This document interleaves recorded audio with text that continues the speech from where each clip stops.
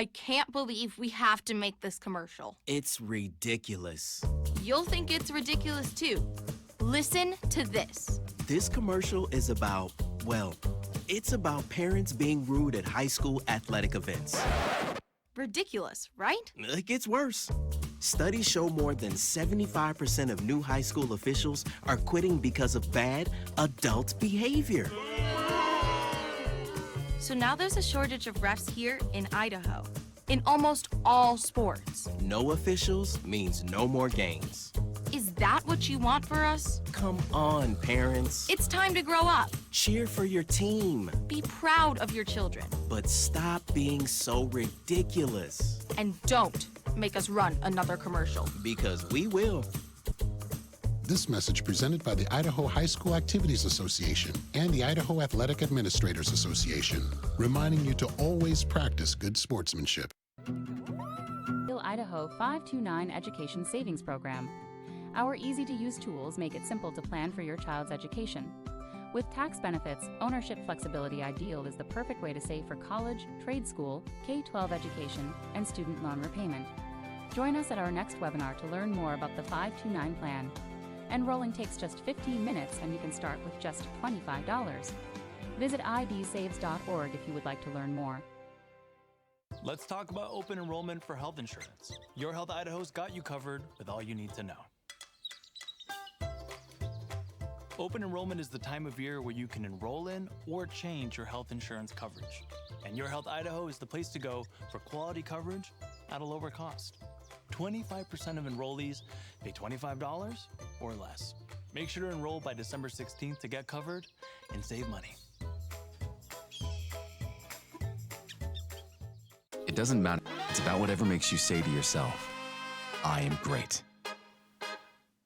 At Valleywide Cooperative, we're here when you need us. For 100 years, we have been here to help you with food, fuel, and good old-fashioned advice. And for us, serving is more than a job, it's a way of life, which is why we pour so much into the communities around us. We've employed hundreds of your neighbors. We take pride in that, and in giving back millions in sponsorships, grants, donations, and scholarships. It's our way of saying thanks. We're Valleywide, and yesterday, today, and tomorrow, we're here for you. Ads like this keep popping up, but I see through the hype because those vape clouds people claim are just water vapor contain as many as 31 different chemicals, like formaldehyde, the stuff they preserve dead bodies with. And while the flavors sound all harmless, we still have no idea what these ingredients could be doing to our bodies. But I already see vaping for exactly what it is. Get the real facts at BehindTheHaze.com.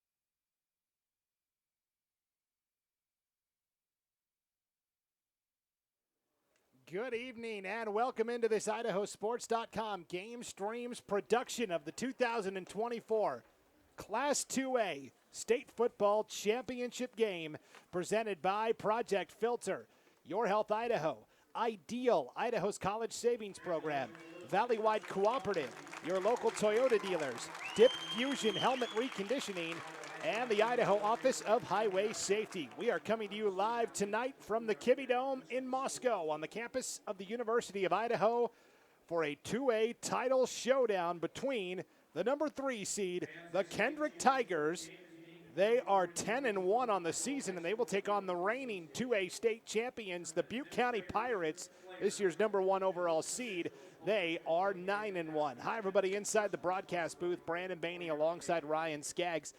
Kind of a unique wrinkle to this year's championship game where both teams come in as defending champions. Kendrick has won 3 titles in a row at the 1A level. They move up to 2A this year, and a couple of road bumps along the way, but right back where they expected to be. Yeah, and by road bumps, I mean, you're not losing much if you're losing to Logos in the regular season.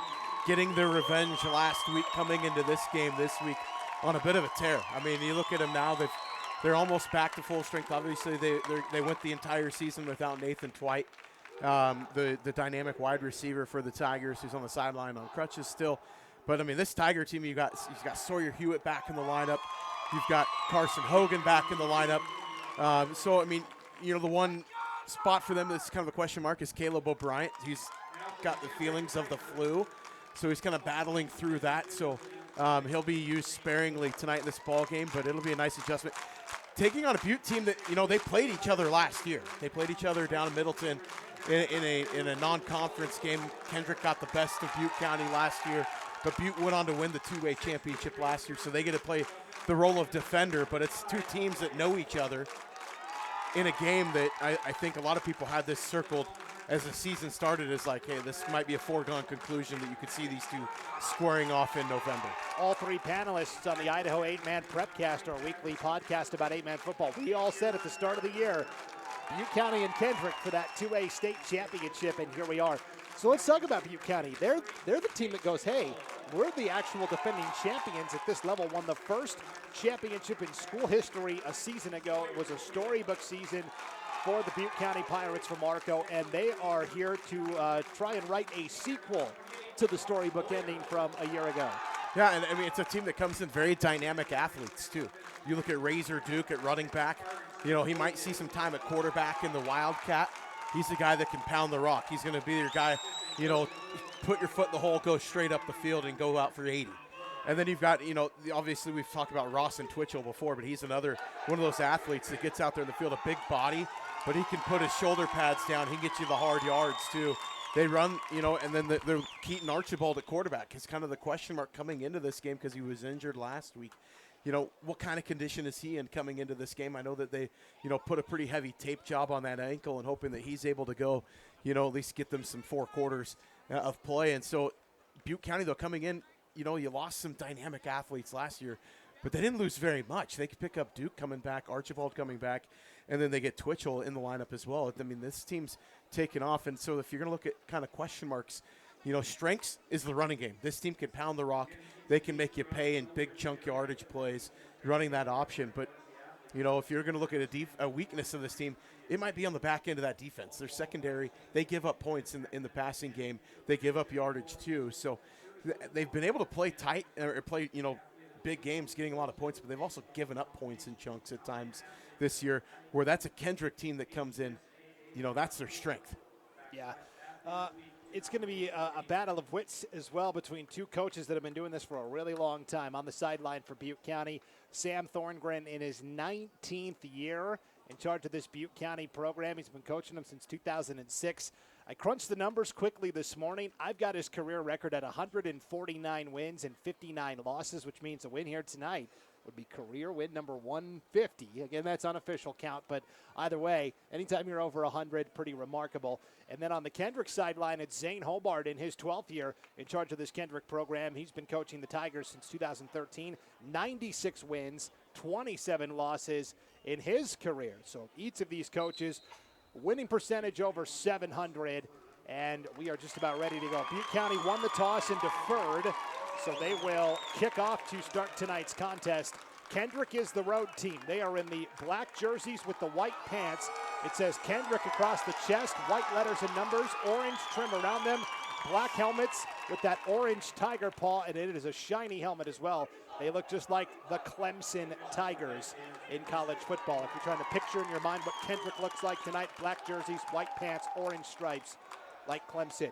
Butte County in the white jerseys, white pants, black letters and numbers, black helmets, black trim down the sides of the uniform here.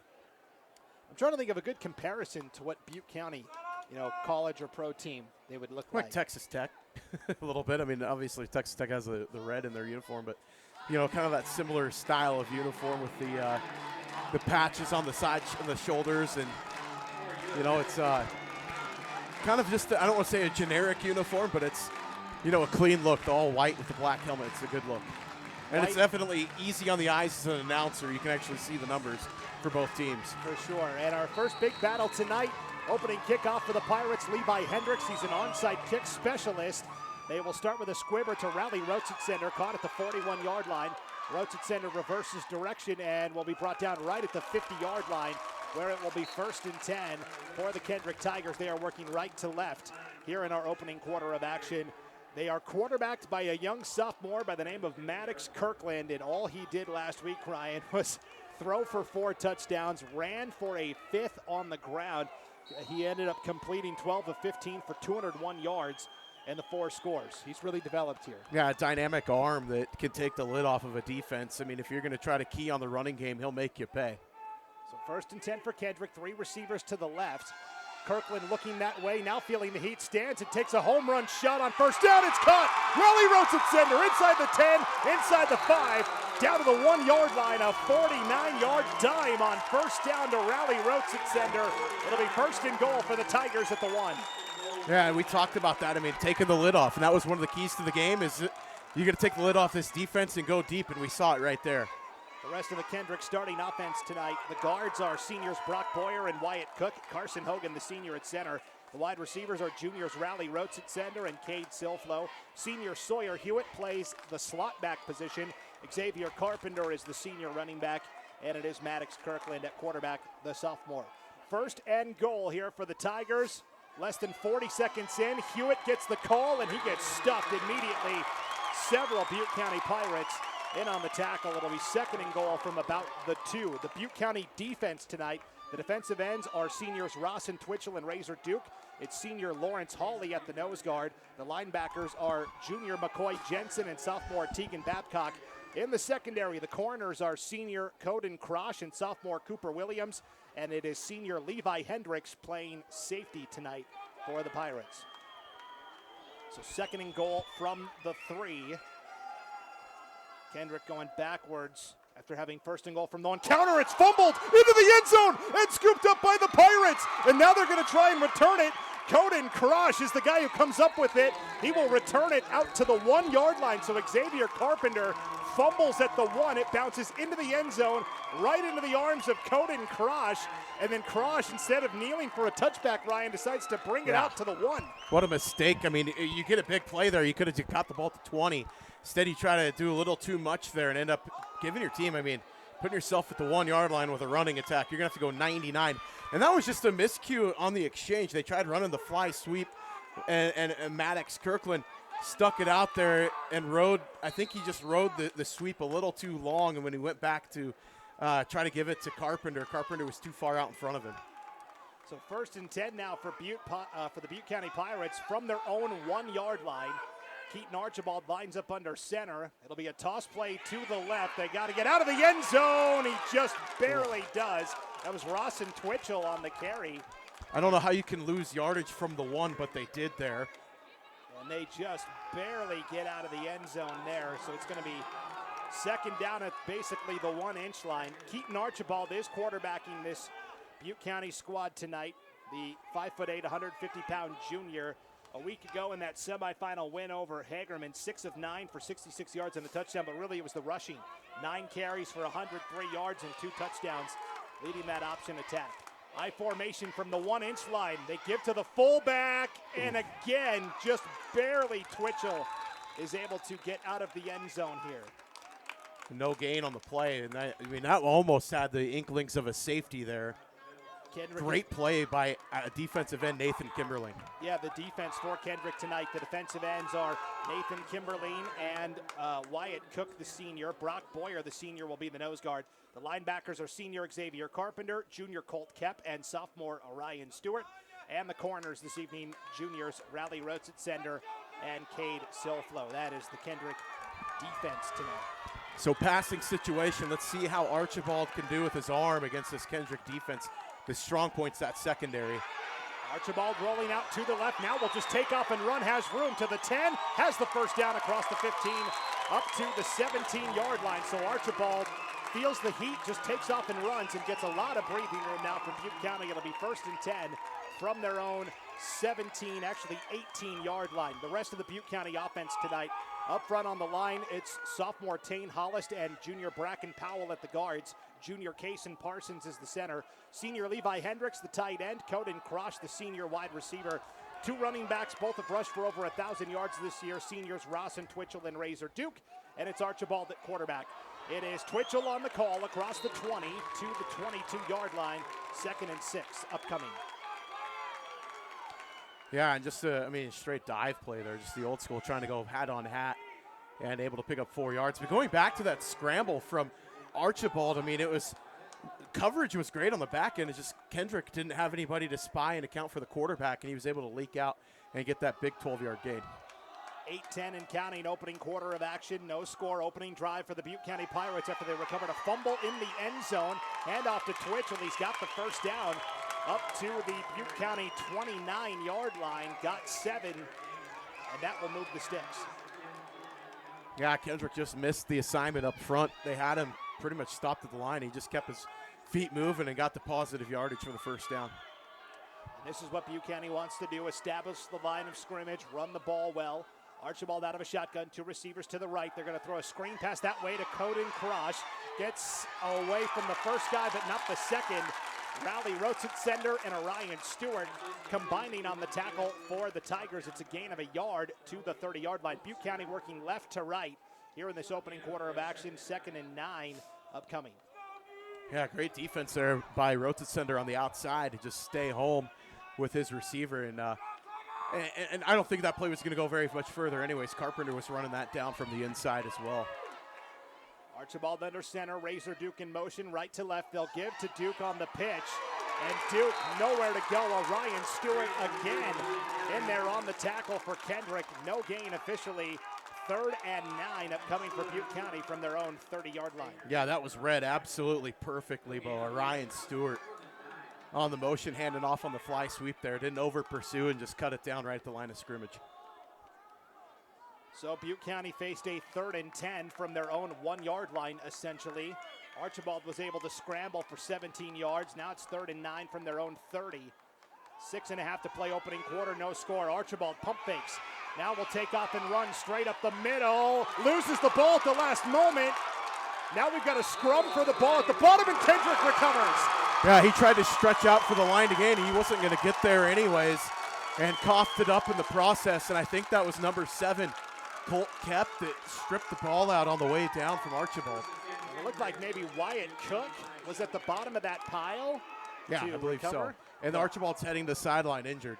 Oh, yeah, and that's the thing is Archibald at the end of the play there got kind of jammed up awkwardly, and so we've had 2 fumbles, one by Xavier Carpenter at the 1-yard line for Kendrick, one by Keaton Archibald at his own 38.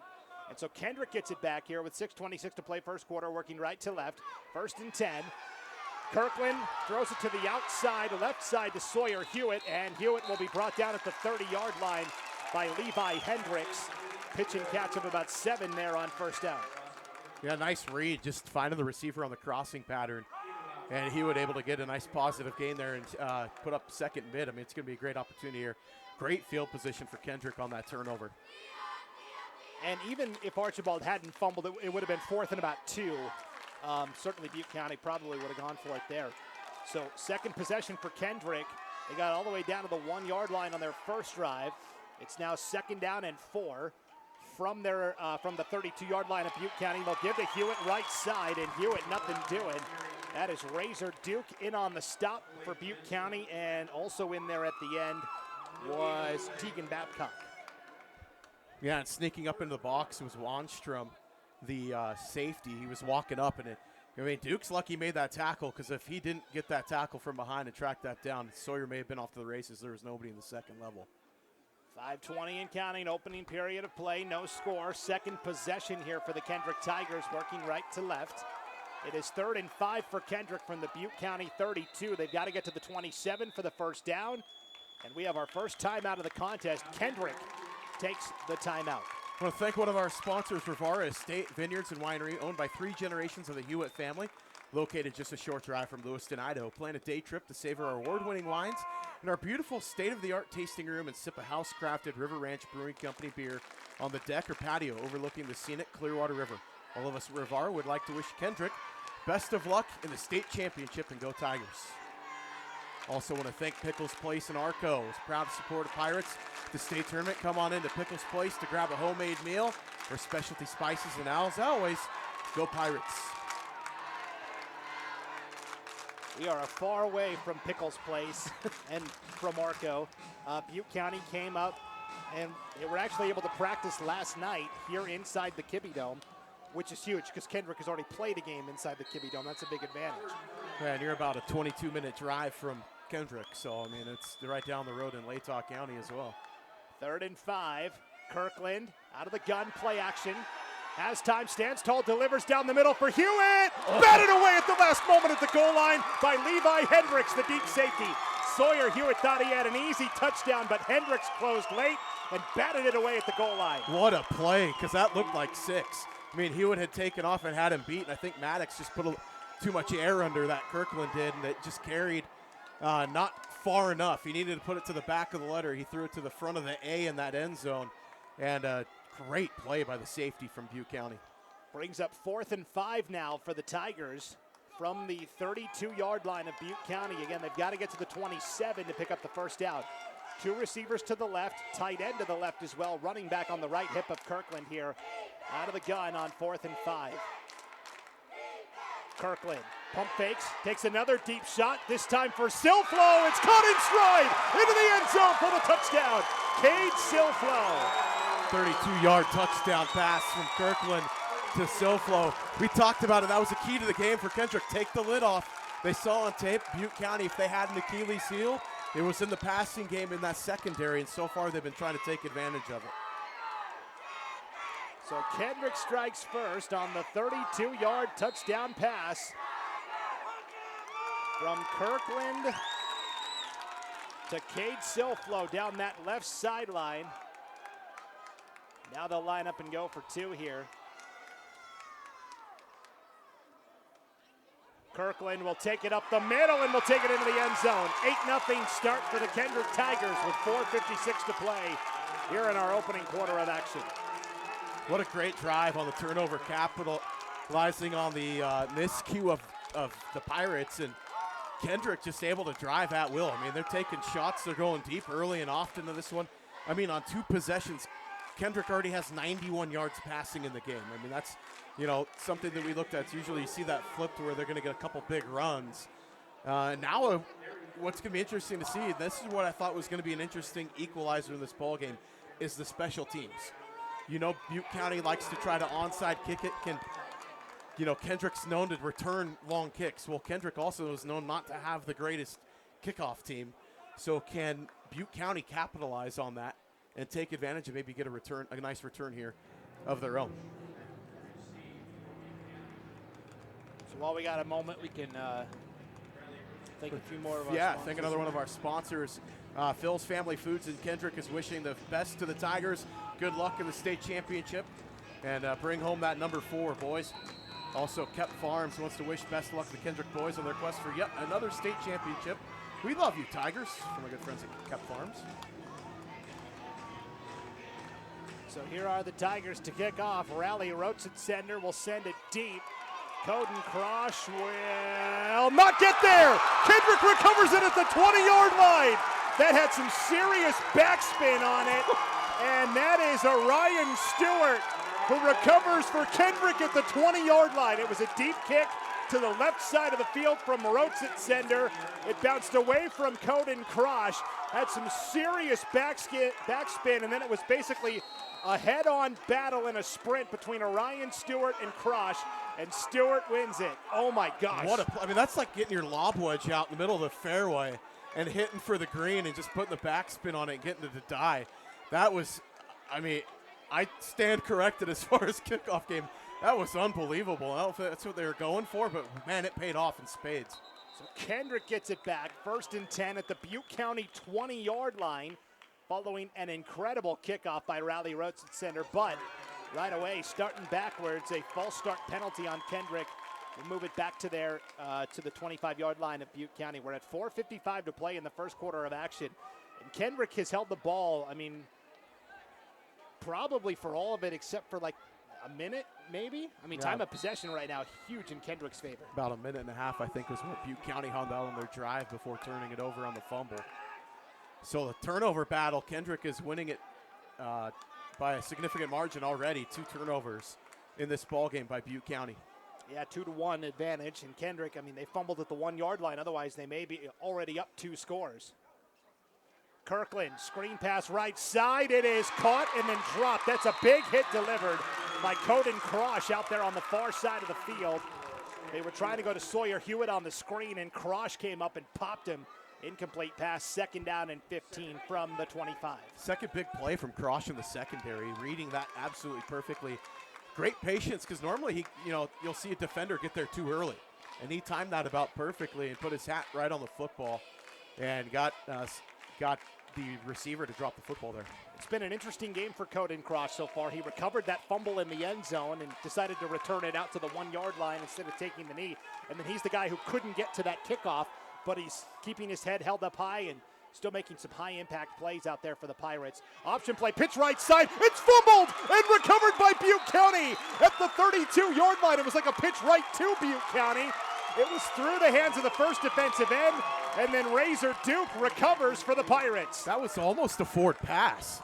I mean, the way he did that was almost a shovel because he was trying to get it out there, but he did try to lateral, but I think it skipped off the helmet of the Kendrick, the offensive lineman, and ended up kind of skidding forward. But yeah, that was great job by Butte County to get that ball back and get a turnover of their own. Well, with the field position at the 27-yard line. This is what we saw coming in. Each side has already committed 2 turnovers. We're still at the 4:48 mark of the opening quarter. So 1st and 10 for Butte County from their own 32. They'll go straight up the middle, and they'll go nowhere.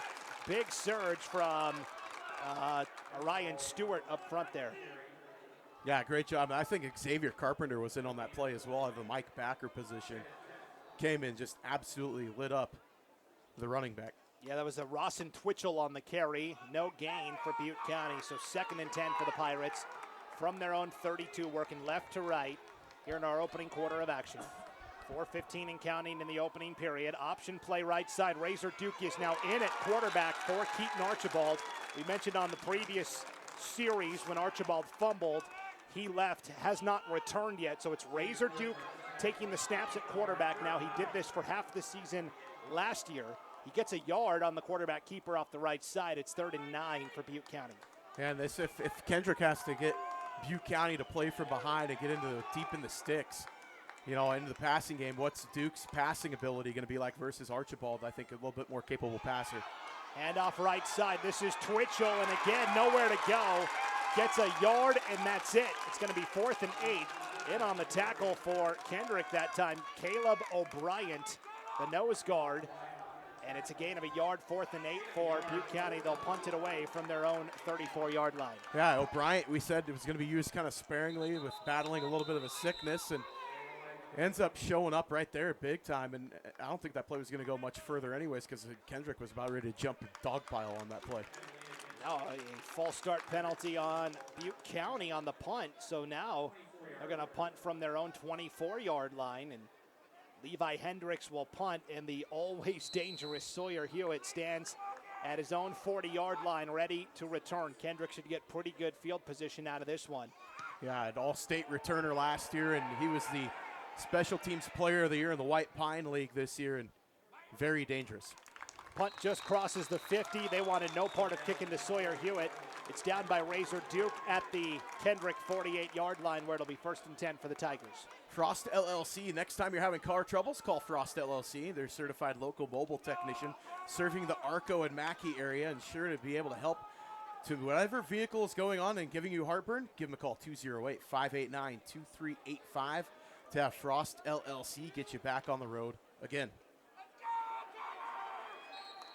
And Kendrick back to work again here on offense. 1st and 10 for the Tigers from their own 48-yard line. 3:09 to play first quarter. Kendrick working right to left. Kirkland out of a shotgun. 2 receivers to the left. Now the tailback Carpenter in motion to the left as well as an extra blocker. It's going to be a deep ball. It's picked off at the 40-yard line. Intercepted by Cooper Williams, the sophomore. Returning it down the near sideline and to the 25-yard line of Kendrick as Cooper Williams, it was like the pass was thrown right to him. He's starting tonight in place of Keaton Archibald, who wasn't going to play defense regardless of whether he could go on offense. And Cooper Williams, the sophomore, gets the pick. Yeah, and Kirkland just stared his receiver down. He got caught watching, and his eyes were right on that left side. He only had 2 receivers out to the left, and he was looking to Hewitt's side and just telegraphed that pass, and a great job to jump in the passing lane and pick that off. That is the 5th turnover of the game. 3rd for Kendrick. 2nd for Butte County in terms of takeaways. Didn't have that on my bingo card coming into this ball game. Definitely not. 1st and 10 for Butte County from the Kendrick 25-yard line. Duke straight up the middle, inside the 15, inside the 10, into the end zone for the touchdown. That is a 25-yard touchdown run for Razor Duke, straight up the middle. Nice job right there, splitting, parting the Red Sea. Got a great clear-out block from his left guard. They kind of folded the center up inside and ran it straight up the middle on that option read. And that was done textbook. Great job by Butte County. You saw the power as Duke shook off 2 defenders and then the long strides into the end zone. 2-point conversion now. Duke under center, man in motion right to left. Toss play to Twitchell off the left side. 2nd effort, he's in. Contact was made back at the 3-yard line, but Twitchell kept the legs churning and he gets the 2-point conversion to tie it up at 8. Yeah, and we'll give love awards too. Kason Parsons up front, the guard on that left side, absolutely just bullied Wyatt Cook right out of the hole there. Great job by Butte County on back-to-back running plays. So now we are tied, 8-all, awaiting the kickoff. I want to thank the McGregor Company, a big cornerstone of dedication to agriculture in the Pacific Northwest for over 140 years. Serving the growers with seed, crop inputs, and equipment needed to grow a healthy, sustainable crop. The McGregor Company is dedicated people who care. They're about farm families, about the environment, and about the communities they serve. Good luck to the Kendrick Tigers in today's ballgame. Also want to thank ATC Communications, a family-owned internet and phone company. Served Idaho communities for over 90 years. They're proud supporters of their local schools and want to wish Butte County boys good luck at state. Levi Hendricks to kick off here for Butte County. Sawyer Hewitt stands at his own 20-yard line, awaiting the return. Again, Hewitt has taken several kicks back for touchdowns this year. Hendricks is kind of a bloop specialist. It is caught by Rhodes at sender at his own 43-yard line. Fair catch signaled and made. And so Kendrick back to work. 1st and 10 from their own 42-yard line. And that's the thing we've seen with Kendrick. New quarterback this year, Maddox Kirkland, just a sophomore, and great athlete, but still learning, how to be a quarterback. All the intangibles are there. He's got a big arm. He's got a good head on his shoulders, but, the youth shows up a little bit too, especially in the big games. He gets caught, making some mistakes at times. So, now you got an equalized ball game here, 8-all. 1st and 10, they'll hand off to Hewitt off the right side. Gets away from the first man, but chased down from behind. Great job pursuing McCoy Jensen, the linebacker, tackles Hewitt from behind off the right side. Gain of only a yard, 2nd and 9. And McCoy Jensen is a transfer in from Murtaugh. His dad is Todd Jensen, the longtime football coach, girls basketball coach and athletic director at Murtaugh. Well, he took a job in the offseason at Butte County. He's the head boys basketball coach and assistant coach for this Butte County team. And so, yes, it's great to have Todd Jensen as an assistant coach, but even better to have his son McCoy as a strong linebacker. Absolutely. 2nd and 9 for the Tigers. Hewitt in motion, left to right. Kirkland going to take a shot to Hewitt. Down the middle, it's caught over the shoulder. Inside the 30, down to the 25-yard line. Kirkland laid it right down the middle to Sawyer. Hewitt made a great over-the-shoulder grab, a gain of 33 and a 1st down. Yeah, I mean, there you saw the talent of the arm by Maddox Kirkland. Just a nice touch ball right over the middle, hit the Vandal, commit, and stride. Sawyer Hewitt's going to be playing games here in the Kiwi Dome for his college career, and a nice little gain there, 33 yards for the Tigers. Sets up a 1st and 10 for Kendrick at the Butte County 25-yard line. And that time they had Hewitt kind of lined up as a wing back on that left side, and then he kind of snuck right through the interior of the line and got free down the middle on the seam. Well, you heard everybody yelling screen. They kind of faked it, and they ended up doing a takeoff on the screenplay. Final 90 seconds of the opening quarter here, tied at 8. Counter play, left side. This is Carpenter up to the 21 for a gain of 4. Yeah, just a nice base run right there. Off that left side, following Brock Boyer for a nice gain. It's going to be 2nd down and 6 here for the Tigers. Tied at 8, final minute. Yeah, maybe see the Tigers take another shot here. That's the thing that Coach Thorngren was worried about when I talked to him pregame was we've got to get a pass rush on because they like to take those deep shots. Play action, Kirkland taking another deep shot, this time to Rotsitsender, caught over the shoulder, into the end zone for the touchdown on the near side. A 21-yard touchdown pass to Rowley Rotsitsender right into the short corner of the end zone on the near side. Seeing a clinic in the passing game so far. I mean, yeah, you got a couple interception and a fumble, but you're throwing touch passes like that in the first quarter. I think you're going to take what you're going to get with a couple touchdowns early on. So Kendrick back in front now, 14-8, with the two-point conversion to follow. Just 43 seconds remain in our opening period of action. Kirkland has Hewitt in motion right to left here. Receiver to either side. Hewitt gets it on the counter, and he's into the end zone off the right side for the two-point conversion. And so it's 16-8 Kendrick with 43 seconds to play here in our opening quarter of action. I want to thank Sport Physical Therapy. I want to wish Sawyer Hewitt and the rest of the Kendrick Tigers the best of luck in the state championship game tonight. Also, Taylor Gravel wants to give a big shout out to the Tigers. Go get him, boy. And also, Heimgartner Farms, proud supporter of the Kendrick Tigers. Go Tigers. I want to thank Ivy's Market, a proud sponsor of Butte County Athletics. At Ivy's Market, you'll find a great selection of all your grocery, meat, produce, and bakery needs. Ivy's Market is your local hometown grocer serving a great community since 1989. Wish you good luck at state this year, and go Pirates. So now it's Butte County trying to respond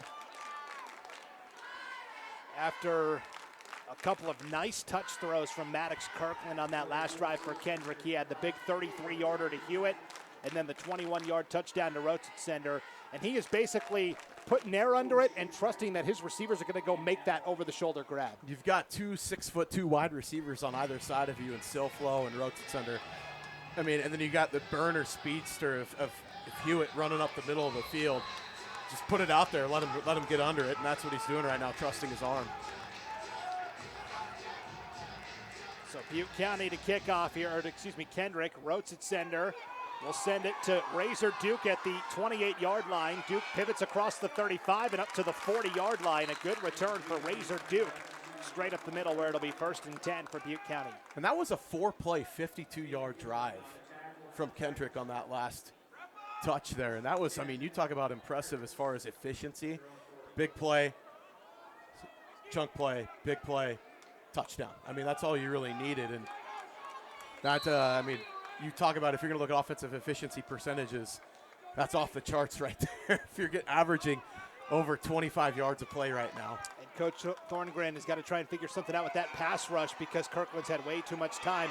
Duke, meanwhile, swallowed up in the backfield on 1st down. Wyatt Cook makes the stop. It's a loss of 3 yards back to the 37-yard line. And oh no, now Razor Duke is slow to get up for Butte County. So already starting quarterback Keaton Archibald exited on the second series under center with an injury, and now it is Razor Duke, who is a great running back, rushed for over 1,000 yards, backup quarterback. He is now laying on the turf here at the Kibbe Dome as well, and that is 2 of your top 3 impact players on offense potentially not out there. Yeah, and you could hear a pin drop in here right now as he's down on the field in pain.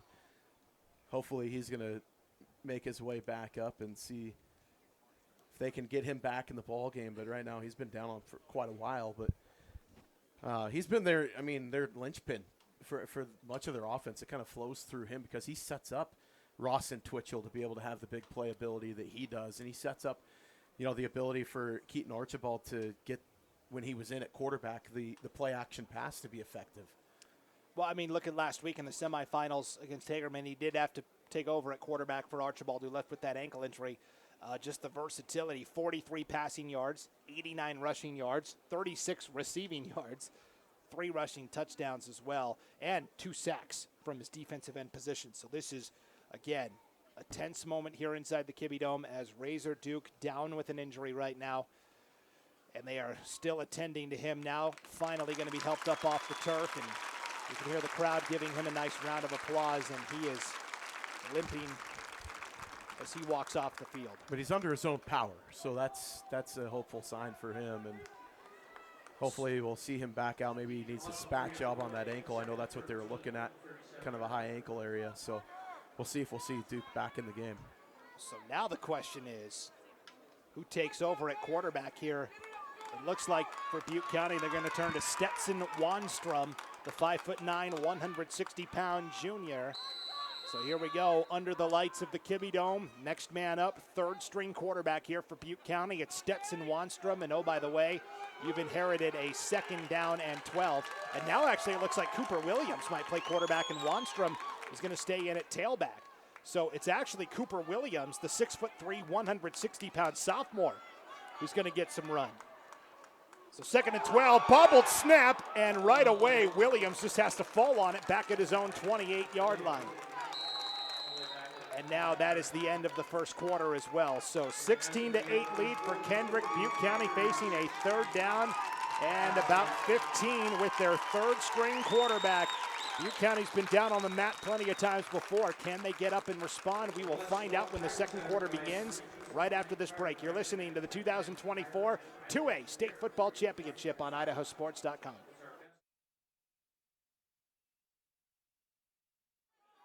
Welcome back to the Kibbe Dome on the campus of the University of Idaho here in Moscow. Brandon Baney and Ryan Skaggs with you for the 2A State Championship game on IdahoSports.com as we make our way to the second quarter of action here. Kendrick leads Butte County 16-8. We have flipped the field. The Pirates facing a 3rd down and long from their own 29-yard line. They just go with a handoff up the middle. Actually a keeper for Cooper Williams. Looks like that one came back on the ground, and so it's 4th and long. Yeah, that was Wyatt Cook at that defensive end position that just kind of did the lat drop right in the hole. If you're a wrestling fan, that's a good for back points too. So that'll get you the takedown plus the near fall. But brings up 4th down and long. Yeah, 4th down and about 20 here for Butte County. Hendricks will punt from his own 20-yard line. This is a good high kick. Hewitt will take it in at the 38. He's got room to run across the 50 and the 40 to the 30. Still going, he's got a blocker inside the 20 and finally out of bounds around the 18-yard line down that far sideline. That's the thing about kicking it deep. Sawyer Hewitt, if he gets some momentum going, he can bust off a big return there, and 52-yard return? I had 42. 42. He takes it. They officially mark him out of bounds at the 22-yard line. So it'll be 1st and 10 for Kendrick. Tigers now working left to right here in our second quarter of action. Ball is at the Butte County 22-yard line. Maddox with Carpenter on his right hip. Low snap. He's got to pick it up off the turf. Ooh. And Maddox, that ball came out at the end, but I think he fell right back on top of it. Nearly recovered by Butte County's Lawrence Hawley, the nose guard, but 2nd and 12. You talk about getting lucky there. That bounced right back into his chest. Kendrick's had some fortuitous bounces. I mean, I think about that squib kick that had crazy backspin that Kendrick recovered at the Butte County 20 back in the first quarter. Yeah, if I'm Rally Rotatsender, I'm going to tell everybody for the rest of my life, I meant to do that. This sounds about the most beautiful backspin on a kick I've ever seen. 2nd and 12 for the Tigers from the 24-yard line of Butte County. Empty set, 2 receivers to the right. Tight end and wingback to the right as well. Play blown dead here. A delay of game on Kendrick. So Kirkland couldn't get the snap off in time. And so move it back instead of 2nd and 12. Now you're talking 2nd and 17. Ball is all the way back to the Butte County 29-yard line. Yeah, you almost had encroachment on the defense. That was a great job by Twitchell to catch himself from firing off into the chest of Sawyer Hewitt. The dangers of doing the hard count. Sometimes you take too much time off the clock. So 2nd and 17, Carpenter in motion left to right. Kirkland back to pass. Here comes the rush. He's hit as he throws, and that falls incomplete. Cooper Williams came off the right edge on the blitz. Kirkland was hit as he threw it, and it falls to the turf incomplete. Yeah, he got hit blindside there. Kind of one of those, look out! Williams came in off the edge and absolutely laid the wood to Kirkland. So it's going to be 3rd down and 17 now for Kendrick. They've got to get to the Butte County 13-yard line to pick up the 1st down. The ball is presently at the 29. Kirkland was looking off to the right. If he would have brought his eyes back left, because Williams came blitzing off that left side, there was a man uncovered. Well, Kendrick's been stacking everybody to that right side, though, so there's no reason to look to the left. There's nobody out there. Low snap again. Kirkland's got to pick it up. It's just going to take a deep shot down the left side for Rotsitsender. Incomplete, but the flag comes out. They're going to get Cooper Williams for pass interference at the 1 yard line on that far side. Never got turned around, and then the arms got tangled up as well. Yeah, he had one arm down, and I think he pulled on the belt, kind of the belt area of Rotsitsender as he was going up for the ball. It was kind of those ones where you're like posting up in basketball, where you're trying to check where the defender's at behind you, and just a little too much contact there. So the pass interference penalty will move it to the Butte County 16, actually the 15, actually the 14-yard line. And it's going to be 3rd down and 3 now for Kendrick after that pass interference penalty. Something to keep an eye on, too, is the snaps. They have not been consistent in the slightest. Yeah, we talked about Carson Hogan missed most of the season with an injury. Only came back in the quarterfinal round. Another low snap. Kirkland in trouble, and he has to just get rid of it as he is brought down back at the 30-yard line. And now Kirkland a little slow to get up. And great pass rush that time from Butte County's Charlie Bragg. The defensive end came free that time. Kirkland did get it off in time, but man, Bragg almost had the sack back at the 30. Brought the heat on the screen there, and, you know, he was looking for Carpenter, who was held up. You know, Coach Hobart was begging for a holding call there because Carpenter could not break free from the defender, but the fact that he's inside the line of scrimmage, like in that tackle box, you know, the defender didn't necessarily have to let go. Yep, that's the danger of sneaking your back through the line like they do with Hewitt. So it's 4th and 3 now for Kendrick. Ball at the Butte County 14-yard line. They've got to get to the 11 for the first down. Hewitt on the right hip of Kirkland, out of the shotgun, and the play blown dead. A timeout's going to be taken by Kendrick, their 2nd timeout of this opening half here with 9:51 to play before halftime. Want to thank one of our sponsors, Pickles Place in Arco, proud to support the Butte Pirates at the state championship. Come on down to Pickles Place, grab a homemade meal or specialty spices, and as always, go Pirates. Also want to thank Frost LLC. Next time you're having car troubles in the Arco or Mackey area, give Frost LLC a certified local mobile technician a call. 208-589-2385 to have Frost LLC get you back on the road again. So 4th and 3 for Kendrick. Ball is at the Butte County 14-yard line. They've got to get to the 11 to pick up the first. Really, it's like 4th and 2, I guess. They've got to get to the 12 to pick up the first down here. And Butte County trying to hold firm here. Kirkland will send Silflo to the left, Rotsitsender to the right. Tight end Hewitt to the left side of the formation, and the tailback Carpenter on the right hip of Kirkland. Silflo in motion left to right. Kirkland takes the snap, looking to the left side, throws over the middle on the slant, but it's dropped by Rowley Rotsitsender at the 10-yard line. Would have had the first down, but it goes off the chest of Rotsitsender, incomplete, and Butte County gets the turnover on downs. And that was right off the chest plate of Rowley. I think that ball just kind of jumped up on him. That's a really sure-handed receiver you don't see many drops from. And, you know, there was a lot of heat on that ball, too. I mean, Kirkland let it fly and ripped it in there, but Butte County stand and bend, but don't break there on defense. Now got the ball back.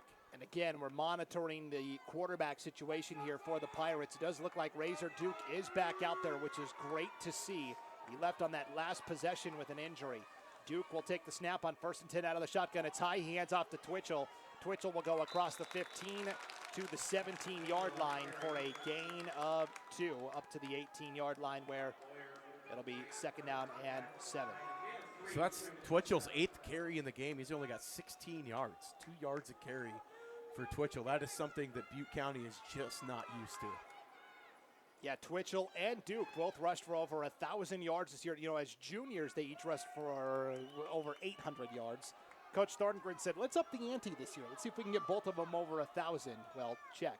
2nd and 7, toss out to the right side. This is Twitchell, and again, nowhere to go. Bottled up, tackled for a loss of a couple yards. Back to where this drive originally started. Orion Stewart was in there. Rowley Rotsitsender as well. I'm going to give a shout out to Orion Stewart. He didn't make the tackle, but he absolutely turned that play back inside. He took away the outside alley and forced the play back into the rest of the Kendrick cavalry that was coming from the inside. He has played really well in the playoffs. I've covered Kendrick the last 3 weeks now, and Orion Stewart is just active. He's had a lot of takeaways. 3rd and 9, screen pass too high for Krosh on the near side, incomplete. Duke was trying to go to Krosh on the screen, but he threw it high. It's 4th and 9 from the 17-yard line. Butte County will punt once again. Great stand by Kendrick on defense there. You know, Butte County with the injury, Archibald going out, kind of going one-dimensional. Kendrick has played the run so well in this game, limiting the big play. Duke only, you know, the longest play of the game has been 25 yards. So Hendricks to punt again here, 16-8 game, 8:30 to play before halftime. Takes a bounce past Hewitt. He's going to let it roll now inside the 30, inside the 25. And what a punt from Levi Hendricks. It'll be downed at the 23-yard line of the Tigers. You know, I was going to make the point that, you know, even though Butte County stopped Kendrick on that last drive, because Kendrick had advanced so deep, you know, they're really winning the field position game. And then all of a sudden, Hendricks uncorks a beautiful punt, and now they've kind of flipped the field position back to their favor. That was a net punt of 68 yards. That's incredible. Couldn't have done it any better, but that was actually a wise decision by Hewitt to let that hit. Kind of took a squirrely bounce and went over his head, and he wisely backed away, but he didn't know that it was going to take quite the bounce that it did. We've had some funny caroms here inside the Kibbe Dome tonight. 1st and 10, handoff left side. Carpenter has a free opening to the 50. Makes the man miss to the 45-yard line of Butte County, where it'll be 1st down, Kendrick. So they started with a quick handoff off the left side to Xavier Carpenter. Ends up gaining 31, and it's a 1st down. All the way up to the Pirates' 46-yard line with 8 minutes to play before halftime. Yeah, it was a great read, too. Jump cut in the hole, put your foot in the ground and run. They were blitzing off that outside edge, and they ran underneath of it. 1st and 10 for the Tigers from the Butte County 46. They give to Hewitt off the right side this time. Big hole inside the 40, down to the 36-yard line. That is a gain of 11 and a 1st down. So they go Carpenter to the left, Hewitt to the right, back-to-back 1st downs. Well, lightning to thunder there. I think thunder to lightning. Carpenter's the right. Hewitt's the lightning. Yeah, right. That's what I was alluding to. Yeah. What a luxury to have. You know, Butte County's like thunder. It's Duke and Twitchell. You got the Bash brothers for Butte County. Yeah. 1st and 10 from the 41, and this time swallowed up in the backfield is Hewitt. Coming through, McCoy Jensen on the tackle. It is a loss of 3 back to the 40-yard line. What a read coming out of his Mike Backer position and just flowing. He followed that play. It was that zone read, and he just stayed right at the mesh point and sniffed that out for a loss of 2. So 2nd and 12 for the Tigers now. Ball back at the Butte County 38-yard line. We're down to 6:45 to play here before halftime. A 16-8 lead for the Kendrick Tigers. Kirkland out of the gun. Silflo in motion, right to left. 2 receivers to the left side now. They'll fake the handoff. Kirkland back to pass, feeling the heat off his back foot. Completes it to Hewitt. The 25, the 20, down the far sideline, into the end zone for the Kendrick touchdown. That is a 38-yard touchdown pass from Kirkland to Sawyer Hewitt. The heat was on with the pass rush. Bragg was almost home. Kirkland had to throw it off his back foot. It was caught around the 25-yard line on an out route by Hewitt. He takes off down that far sideline and does the rest. What a read. I mean, that kind of just looked like a desperation throw. He had the pressure coming. They tried to set up the screen to Carpenter, but they ended up leaking. Hewitt from the backside at the tight end just ran that long drag, and he caught him at the numbers in stride for the touchdown. So a 38-yard touchdown pass from Kirkland to Hewitt. Now they'll line up and go for 2. Low snap. Kirkland picks it up, throws off his back foot again, and that is a one-handed, oh my gosh, a one-handed interception in the end zone by Coden Krosh to deny the 2-point conversion. That was like the Odell Beckham Jr. catch in the NFL a couple of years ago. Wow, what a play. He's had himself a ball game in the secondary. He's been absolutely lights out. I mean, that's one of the guys you're throwing away from, but holy smokes, I hope Ty Kep got a video of that one on our sideline that he could put on social media. That was an unbelievable play. That was an incredible interception by Coden Crush, but big picture, Kendrick now up 2 scores, 22-8, with 6:26 to play here before halftime. And Butte County not used to playing behind. Now they've done this before, season opener against Logos. They got down 2 scores early. They were able to climb back in and win that game, but yeah, this hasn't happened in a while where Butte County's been down multiple scores. Yeah, and I was talking to Coach pregame and getting the keys to the game, and he said, hey, we got to stop the run, and we have to get Butte County to play from behind. Well, I mean, it looks like things are going according to plan. The turnovers have been the crazy part for me. Kendrick's still winning the turnover battle, but, I mean, they've given up the ball now. It might be back tied again, I think. I think Kendrick's given it up 3 times, once on downs, so really 4 times if you count that. Butte County's given it up twice. The fumble. Okay, yeah, you're correct. And then the kickoff. Yep. So here is a line drive kick taken at the 20-yard line by Coden Crush, straight up the middle across the 40, and a good return by Crush out to the 43-yard line, where it'll be 1st and 10 for Butte County, working right to left with 6:20 to play here before halftime. Now the caveat is, Ryan, that Butte County does get the ball to start the second half. So if they can cash in here, cash in on their opening drive of the third quarter, they can tilt this game back in their favor. So in the game so far, Maddox Kirkland is 6 of 13 for 183 yards and 3 touchdowns. He does have 2 interceptions too. I mean, 30% of his passes have gone to the other team. Under center, I formation, 1st and 10. Duke on the pitch out, pitches to Twitchell, and that is blown up by Orion Stewart and Wyatt Cook in the backfield off the right side. That loses almost 7 yards there. Like they're going to get an official 5.5, 6 yard loss. Yeah. Great job. Orion Stewart played that absolutely brilliantly. And then I'll give kudos also up front, number 21, Nathan Kimberling at D end. Went right on Duke and went to the mesh point. Didn't bite on the fake and ended up causing the late pitch by Duke, and that's what led to the loss. Yeah, and Duke was under center and had a pretty deep drop as he took the snap on the option play. He was already 3 or 4 yards in the backfield. Duke out of the shotgun, 2 receivers to the right side. They give to Twitchell up the middle, spinning across the 40 and out to the 42-yard line. So they pick up 5, and we're back to 3rd and 11 here for Butte County. Ball is at the Pirates' 42-yard line. They've got to get to the Kendrick 46 for the first down, so 3rd and 11. 5:10 to go before halftime, a 22-8 lead for Kendrick here in the 2A state championship game from the Kibbie Dome in Moscow. Duke out of the shotgun, 2 receivers to the left side. It's going to be a sweep play for Duke. Penalty flag comes out. Duke is tackled at the 45-yard line by Rotsitzender. Regardless, not enough yardage for the first down, and this is coming back on an illegal block. It's either an illegal block or they got a hold on the right guard. There was a chop block, plus there was also, I believe, a hold on the backside. Holding on Butte County. That's a 10-yard penalty from the spot of the foul. They'll repeat the 3rd down. It's going to move it all the way back to the Butte County 32-yard line, where it's now 3rd down at about 20. I just noticed that Wyatt Cook split the seat of his pants on that chop block. It's a little cheap. It's warm in here, but there's some extra air conditioning on now for Wyatt Cook. Option play, pitch out to Twitchell. It's fumbled, picked up by Silflo, returns it down the sideline into the end zone for a Kendrick touchdown. A 28-yard fumble return for a touchdown by Cade Silflo. Twitchell got popped, fumbled it, and Silflo, it bounced right into his arms, and he takes off 28 yards for the fumble return TD.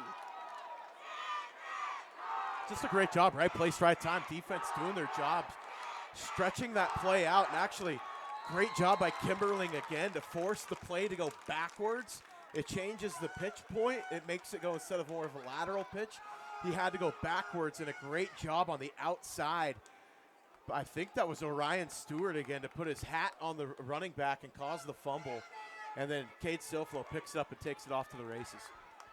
Kendrick to line up and go for 2. Silflo in motion right to left here. Kirkland will keep it and will spin and get in off the left side for the 2-point conversion. So all of a sudden, 4:35 to play before halftime, and Butte County is really behind the 8 ball here, 30-8. After Twitchell fumbles, Silflo returns the fumble 28 yards for a touchdown, and really the biggest problem I see right now for Butte County is they are not establishing the line of scrimmage like they are used to. Kendrick is getting penetration from the linebackers and the defensive line. It's hindering their run game, and plus, with the backup quarterback Razor Duke in, no indications that Keaton Archibald's coming back tonight. He left, I mean, he's standing on the sidelines and he's walking around a little bit there for Butte County, but without him in there, it does make Butte County a little more run dependent.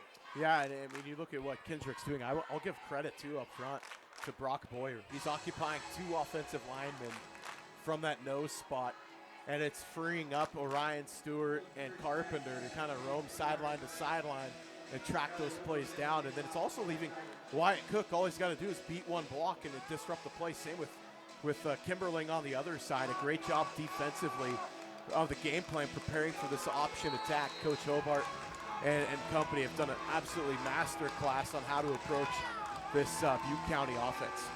Rhodes at center to kick off again.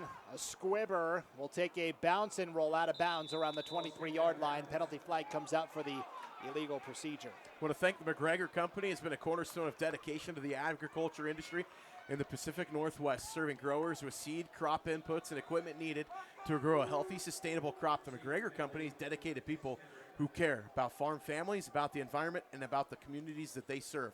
Good luck to the Kendrick Tigers from the McGregor Company. So after the illegal procedure penalty, Butte County will take it at their own 35-yard line. 1st and 10. Pirates working right to left. Here in our second quarter of action, this is like a must-score possession here. Yeah, if you're going to have any hopes of stopping the bleeding right now, you've got to put together a drive here with 4:35 left here in the half. Razor Duke under center I formation. 1st down. They will give to Twitchell straight up the middle. And Twitchell picks up 3 out to the 39-yard line where it'll be 2nd and 7. Closer to 2nd and 6, I guess, after a 4-yard run by Twitchell. Sorry, I'm giving you bad intel there, Ryan.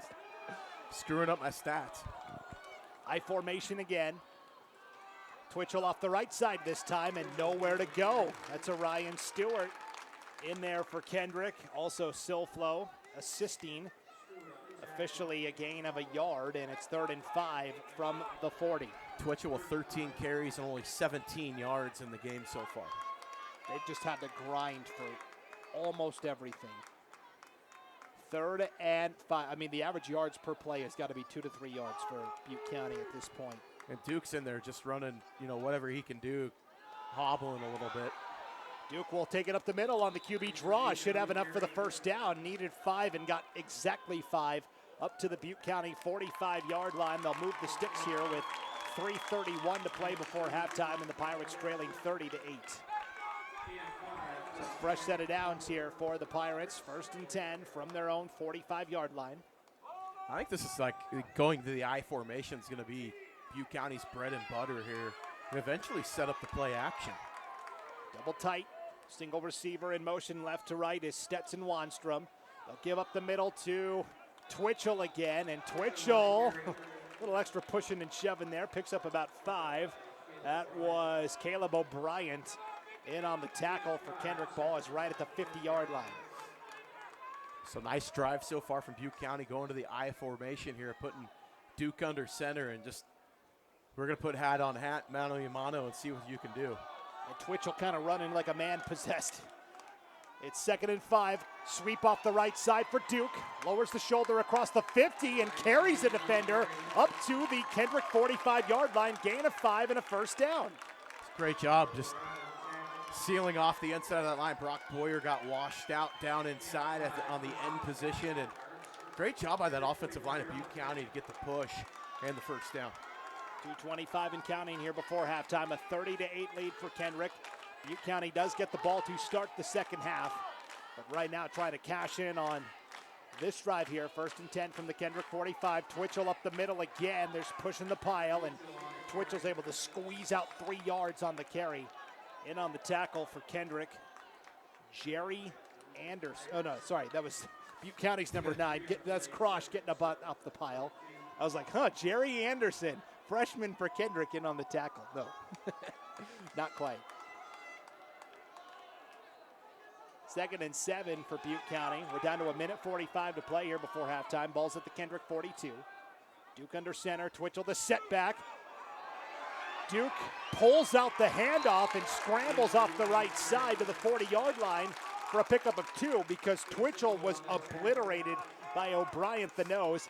Duke smartly pulled that out and cut around the right edge. But that was an impressive play by Cade Silflo at the left corner position to not watch that play come and he tracked it down from the outside and forced it outside in and made a great open field tackle.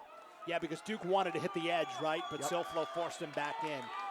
So only a gain of 2. It's 3rd and 5 for Butte County from the 40-yard line of Kendrick. A minute to play before the half. Option, pitch out to Twitchell. Now he's going to try and throw it. And that's a smart play by Twitchell to throw it incomplete at the 40-yard line. Brings up 4th and 5. It was an option play, and I'm not even sure if it was a designed halfback pass. It looked like just an option play. But Twitchell, as he was about to get tackled, just threw it anyways. No, he had a backside drag coming from Stetson Wanstrom from that left side, ran all the way across the field, and Cade Silflo picked that up and sniffed it out. It was covered pretty well. And actually a really heady play by Twitchell to throw that into the ground since it was pitched. On the option, there was no possibility there of the intentional grounding. Right. 4th and 5. Minute to play before halftime. Duke will take off and run. Has the first down to the 35, and the 30 still going to the 25 and slips out of bounds there. That is a scramble of 15 yards by Razor Duke on 4th and 5. Dropped back to pass, saw a wide open turf, and took off and ran. Nice job putting his foot in the ground. Kendrick kind of got sleeping with their secondary and their linebackers with their back turned, and Duke was able to weave his way up for a nice gain. And he got out of bounds at the 25-yard line, which stops the clock with 51 seconds to play before halftime. And Butte County's got all 3 timeouts still. That could be a factor, certainly. Duke under center, 1st and 10 from the Kendrick 25. Toss play to Twitchell off the left side. Twitchell just carrying guys. Is able to squeeze out 3 yards, and now Butte County will spend their first of 3 timeouts here with 45 seconds to play before the half. Yeah, smart decision to hold on to those timeouts for Coach. That's going to pay off with 45 left. I want to thank another one of our sponsors, Rivara Estate Vineyard and Winery, owned by 3 generations of the Hewitt family and located just a short drive from Lewiston, Idaho. Plan a day trip and savor award-winning wines in their beautiful state-of-the-art tasting room. Sip a house-crafted River Ranch Brewing Company beer out on the back deck or patio overlooking the beautiful Clearwater River. All of us at Rivara would like to wish Kendrick the best of luck at state, and go Tigers. So our game reset, 45 seconds to play here before halftime. 30-8 lead for Kendrick. Butte County on the move, though. 2nd down and 7 for the Pirates from the Kendrick 22-yard line. Butte County has 2 timeouts remaining. Kendrick has 1 timeout left. And Butte County will get the ball to start the second half. This has been Butte County's most impressive drive so far. It's been their most extended drive, certainly. Duke out of the shotgun, 2nd and 7. QB draw up the middle, and that is snuffed out. No gain. O'Brien in on the tackle for Kendrick, and Wyatt Cook in there as well. And now Butte County will spend their 2nd timeout after the QB draw picks up 0. That was a great job up front by Kendrick. Reading that one, I want to thank ATC Communications, a family-owned internet and phone company that served Idaho communities for over 90 years. Proud supporters of the local schools, and want to wish the Butte County boys good luck at state. Also, Ivy's Market, proud supporter of Butte County athletics. At Ivy's Market, found a great selection of all your grocery, meat, produce, and bakery needs. Ivy's Market is your local homegrown grocer, serving great communities since 1989. Good luck, Pirates at state. Game reset, 30-8 lead for Kendrick. 40 seconds to play before halftime. Butte County facing a 3rd and 7 from the Kendrick 22-yard line. They've got to get to the 15 to pick up the first down. Each side has 1 timeout remaining, and Butte County gets the ball to start the second half. 3 receivers to the left side of the formation. Duke alone out of a shotgun. They will throw the screen to Twitchell, but it's short and incomplete. It's now 4th and 7. Yeah, I don't know. That one would have been smart to look for the screen and to just pull it and run on the draw play. with Duke's legs and try to get them some extra yards and extend that play. I think Duke, because this Kendrick pass rush has been pretty good today, I think the internal clock has sped up and he threw that ball a lot sooner than he needed to. Duke under center here on 4th and 7. Didn't look like Butte County was set. They're going to run it with Duke anyways. It gets blown up by Wyatt Cook for only a gain of a yard, and so Kendrick turns over Butte County on downs at the 20-yard line. I want to thank Hot Ink. They're the place to go for your customized Butte County Pirate gear. Be sure to give Hot Ink a call next time you need your next team or event t-shirt. Go Pirates from the folks at Hot Ink. So I want to thank Heimgartner Farms, a proud supporter of the Kendrick Tigers. Good luck, boys, in today's ballgame. On that last play, the Butte County back in motion was not set when that ball got snapped. That's almost one where Butte County wants the penalty flag, because that QB draw on 4th and 7 only picked up 2 yards to Razor Duke. Yeah, and QB draw from under center can be really hard to run because it takes time to develop, and usually you end up pulling one of your linemen to kind of arc block to run up inside of, and it just kind of discombobulated from the get-go. Now it's Kendrick looking for a home run ball. Silfo all alone, caught at the 40, the 30, the 20, the 10. Crush brings him down at the 1-yard line. That is a 79-yard pass from Kirkland to Silflo down to the 1-yard line with 22 seconds to go before halftime. Kendrick only has the 1 timeout remaining. They've all got to sprint down the field here. Our officials do as well. That ball gets set, and they will start the clock. The clock should be rolling here now that it's set. Kendrick does have a timeout here. Wow, Kendrick had a lot of time to line up and get ready. 1st and goal from the 1. Kirkland gives off the right side to Carpenter. Does not get there with 10 seconds to go before halftime. Kendrick will spend their 3rd and final timeout. That was a great tackle by Tegan Babcock, the linebacker. That was a loss of 1, too. So the 79-yard completion on 1st down from Kirkland to Silflo took it all the way down to the 1-yard line. They try to run off the right side with Carpenter, but Babcock was there for the tackle. And I think they gave him forward progress back to the 1. So it's going to be 2nd and goal from the 1 here with 10 seconds to go before halftime. You either, if you're Kendrick coach Zane Hobart, you either trust that your blocking up front is going to pave the way and you're going to run it in for a touchdown, or you're going to have to pass it because you have no timeouts remaining. Yeah, and so, I mean, what do you try to dial up here? You've been able to throw the ball pretty well. You know, you've had a few instances of the blitz coming. You got to expect the blitz. If they're going to line up pressure, it's going to come. If they're going to go empty, which they are here. Kirkland back to pass, throws the out route to Rotes at sender, over the shoulder. It's caught for the touchdown. Little corner route to the back of the end zone. 1-yard touchdown pass from Kirkland to Rotes at sender, and Kendrick off and running. 36-8 lead for the Tigers with 5 seconds to play before halftime. Rotes at sender's got 3 catches in the game. He's got 2 touchdowns. That's like Chris Carter back in the day. All he does is catch touchdowns. That's a beautiful back shoulder fade to the corner of the end zone, too. Just ran that corner route. Textbook, he kind of lined up, was shaded a little tighter to the formation. He just ran, and it was a race to the pylon. 2-point conversion now. Silflo in motion, right to left. Kirkland out of an empty set. Feels the heat, now just throws off his back foot. It is caught, but because of the backwards momentum, Silflo had to make the catch around the 4-yard line, and so the 2-point conversion denied there. But boy, Kendrick strikes again on a deep pass that gets him to the 1, and then a 1-yard touchdown pass from Kirkland to Rotes at center. 36-8 Kendrick with 5 seconds to play here in the half. And I think they called that a trap ball and an incompletion, so it wouldn't matter off the turf. But regardless, it doesn't matter. I mean, stopping the conversion there. But Kendrick able to go big chunk plays. I mean, we talk about the big play to start the game. I mean, they've got 7 passing plays of 30 yards or greater in this ballgame. And that Butte County pass rush, which has been so good all year, just isn't getting home quickly enough for Kirkland. And these receivers are so good that even an all-state corner like Coden Krosh is going to have a hard time keeping up with these athletes. That's why you've got to try and force Kirkland into throwing before he's ready.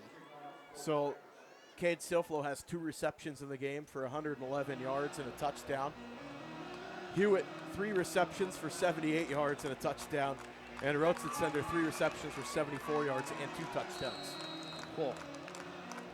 It's going to make our IdahoSports.com player of the game discussion if Kendrick holds on here. Tough to determine. Squib kick is taken by Levi Hendricks from the 35 up to the 38-yard line with 2 seconds to go here before halftime. So this is, 2 seconds to go. Butte County's got a timeout left. It's not going to do you much good. So 36-8 lead for Kendrick. It'll be 1st and 10 for Butte County from the 37-yard line. Do you run a trick play? Do you run a Hail Mary? Do you just knee it and go to halftime? Looks like they're going to knee it. Yeah, knee it and go to half.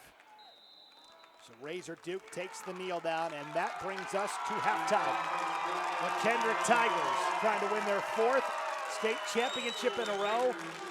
First at the 2A level, and they are on top of the Butte County Pirates 36-8 here at halftime. Halftime show is headed your way right after this break. You're listening to the 2024 2A State Football Championship game on IdahoSports.com.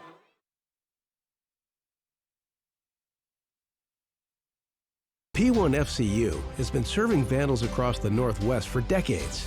Now, we're investing even more in Idaho students. We are helping make the Beams Financial Literacy Program available to all students and providing student athletes access to money management support through Elevate Idaho. Without our members, we couldn't impact these students' financial wellness. Become a member and get your exclusive Vandal debit card to help support Vandal Nation. Visit p1fcu.org/govandals to learn more.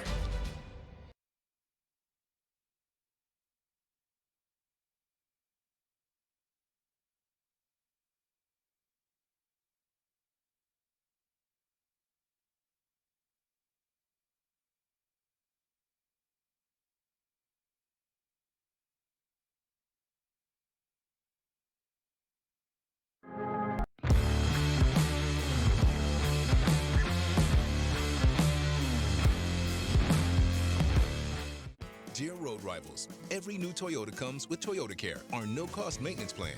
Nissan and Ford charge extra for maintenance. At Toyota, we take care of our drivers. Join us. Toyota. Toyota.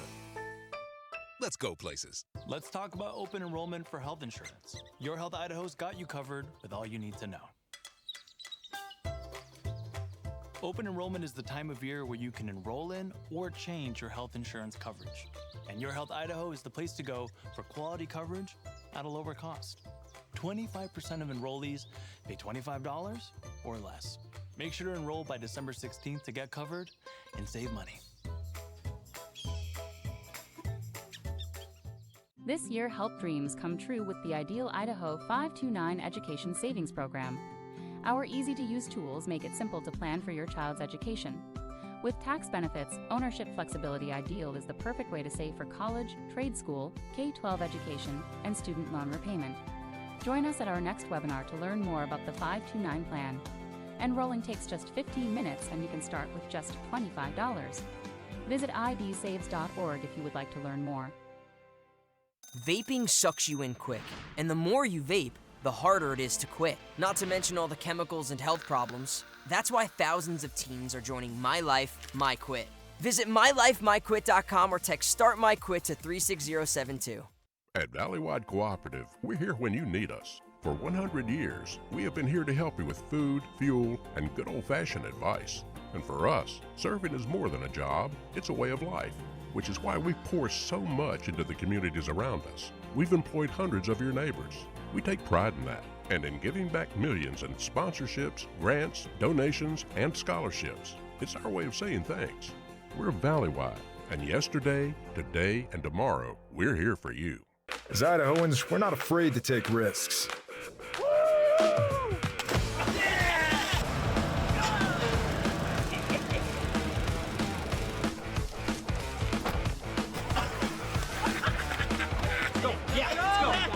All the way, all the way. Go. All the way down, all the way down. Driving under the influence is not a risk we're willing to take. Be around to do more of what you love. Ads like this keep popping up, but I see through the hype because those vape clouds people claim are just water vapor contain as many as 31 different chemicals, like formaldehyde, the stuff they preserve dead bodies with. And while the flavors sound all harmless, we still have no idea what these ingredients could be doing to our bodies. But I already see vaping for exactly what it is. Get the real facts at BehindTheHaze.com. Dear Freedom, here's to more miles driven, more dollars saved, and more electrified vehicles than any other brand. Yours, Toyota Hybrids. Toyota, let's go places. Let's talk about open enrollment for health insurance. Your Health Idaho's got you covered with all you need to know. Open enrollment is the time of year where you can enroll in or change your health insurance coverage. And Your Health Idaho is the place to go for quality coverage at a lower cost. 25% of enrollees pay $25 or less. Make sure to enroll by December 16th to get covered and save money. We're Valley-wide cooperative. For 100 years, we've been your first choice for residential and commercial propane, fuels, oils, and lubricants. We service HVAC, install water heaters, propane tanks, and accessories. And yes, we'll even deliver right where you need it. Because for us, serving is more than a job, it's a way of life. We are proud to employ your neighbors and to be a cornerstone of your community. We're Valley-wide. Yesterday, today, and tomorrow. We're here for you. Dear Triathlon, let's take on iconic trails and race straight to the top. What's the point of winning if you can't enjoy the view? Yours, Toyota SUVs. Toyota. Let's go places.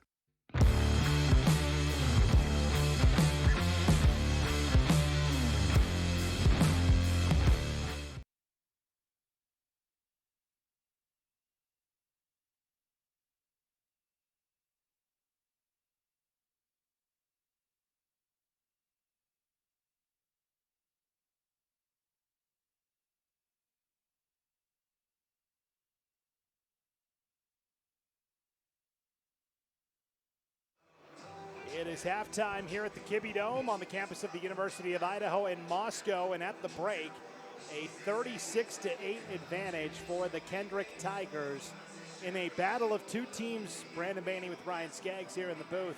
We talked about this pregame. It's kind of a weird situation where both teams come in as defending champions, right? Kendrick has won 3 titles in a row at the 1A level, trying to win at the 2A level now. Butte County won the 2A championship last year. But really, Kendrick showing that whether it's 1A, 2A, we were kind of speculating off air. If Kendrick played 11-man football, I think they'd be fairly competitive. This is just a good program, top to bottom. And the athletes. I mean, you look at the athletes, and I think the coaching is what gets overlooked too. Coach Hobart does a great job, but also the look at this staff that he's built around him. Coach Frisbee, Greg Frisbee, a great offensive and defensive mind. He's a Lewiston grad, but he could coach, at any 6A school if he really wanted to. He's got that type of mind and that mindset. And then you got the Kamiai kid, Zane's dad on the staff as well, helping coach up the quarterbacks too. And you look at that quarterback staff going from Ty Kep to Maddox Kirkland, and what they've been able to do at this QB position has been nothing short of incredible.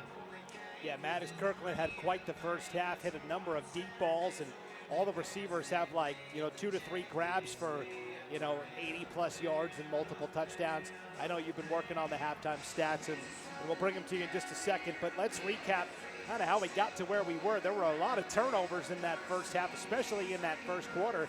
Opening drive for Kendrick, they get all the way down to the 1-yard line, but Xavier Carpenter fumbles at the goal line. It goes into the end zone, and Coden Krosh recovers for the Pirates of Butte County, but he decides to return it out to the 1-yard line instead of kneeling down and taking the touchback where it would be at the 20. Undetoured, Butte County does move the ball on their opening drive, but they end up fumbling. Keaton Archibald gets tackled around the 40-yard line, his own 40-yard line. Wyatt Cook recovers the fumble for Kendrick, and that was the last time Keaton Archibald played. He already came in with a bad ankle, kind of got hit hard on that play, and we don't expect to see him back in there tonight at all for Butte County. And that's when this game really swung. Yeah, and I don't want to speculate, concussion protocol or whether it was the ankle, but, the game, that was, you could instantly see the change in the kind of posture of the team when Razor Duke had to come in to go to quarterback. They became one-dimensional. The passing game, the opportunity to stretch the field, downfield, kind of went away. And Duke's been doing a great job when they put him under center. I think that's where they've been strong. When they went to the I formation, kind of old school, just pound it right at you, run between the tackles. That's when Butte County started to get some drives put together. So Keaton Archibald. So we've got Ty Kep working for IdahoSports.com down on the sidelines tonight. He's shooting some footage for social media, and he kind of reported to us at halftime that he saw Keaton Archibald going through the concussion protocol for Butte County on that far sideline, and so we don't expect to see him back out there tonight, which does change the offense a little bit with Razor Duke in at quarterback. So it's something we'll keep an eye on. But so Wyatt Cook recovers that fumble, and then Kendrick finally cashes in. 32-yard touchdown pass from Maddox Kirkland to Cade Silflo. Kirkland runs in the two-point conversion. 8-0 lead for Kendrick, 4:56 to play in the first quarter. Then Kendrick gets the ball back on the ensuing kickoff. It was that insane squib kick that had incredible backspin to the Butte County 20-yard line. Krosh couldn't get there for the Pirates. Orion Stewart does get there for Kendrick, so Kendrick has the ball at the 20, but they fumble it. Razor Duke recovers the fumble inside the 20-yard line, and then Butte County has to punt. So Kendrick's got it back. They're up 8-0.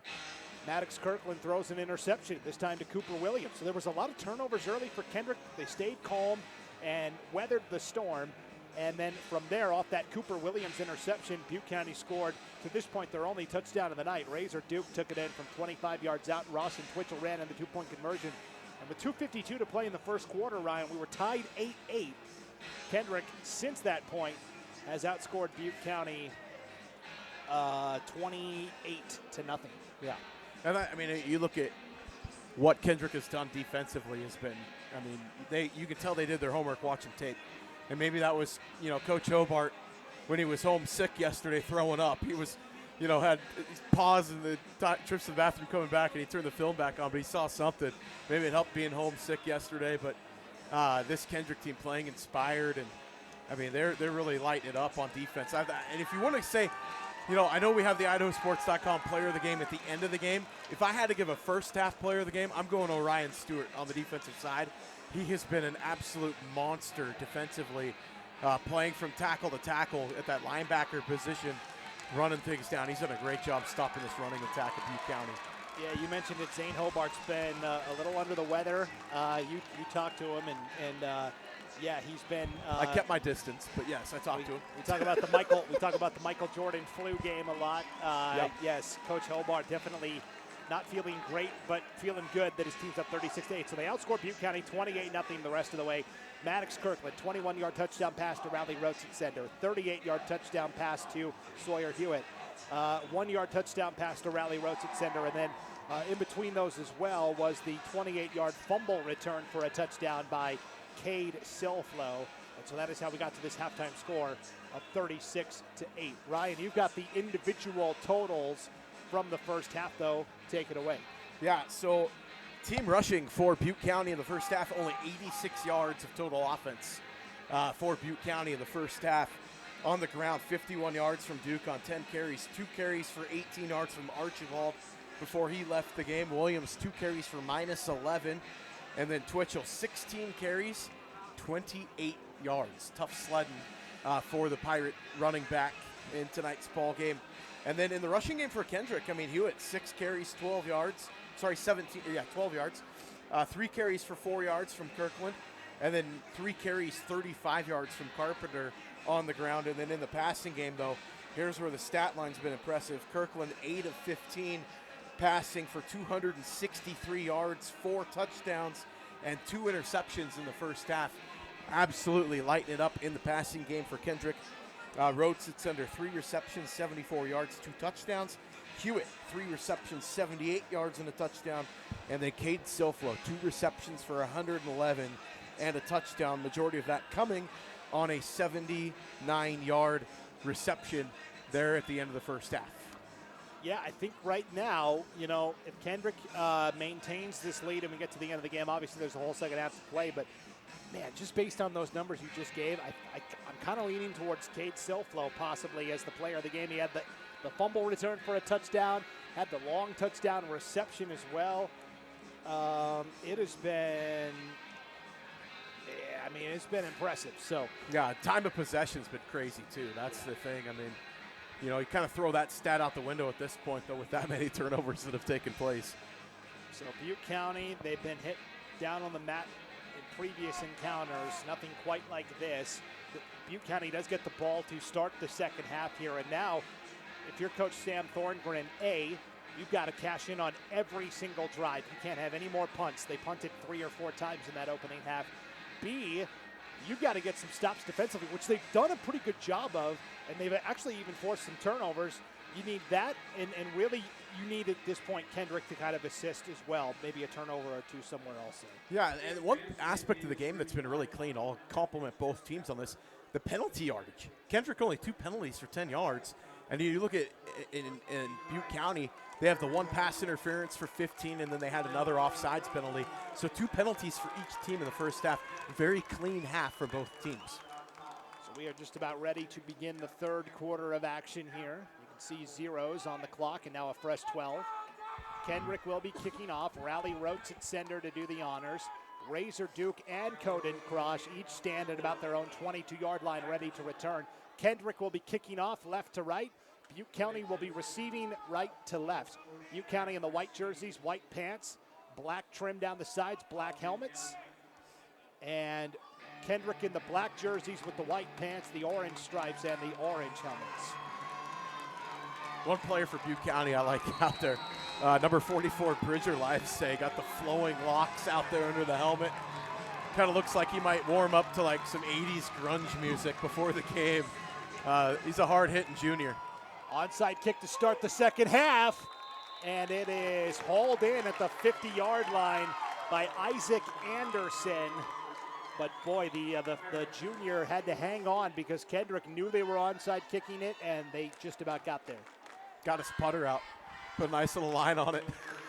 I'll tell you what, Rally Rosensender's done a pretty good job on these kicks for Kendrick tonight, no doubt. So 1st and 10 for Butte County from their own 49-yard line. Razor Duke out of the shotgun, rolling out to the right side. Will pitch to Twitchell off the edge, has room.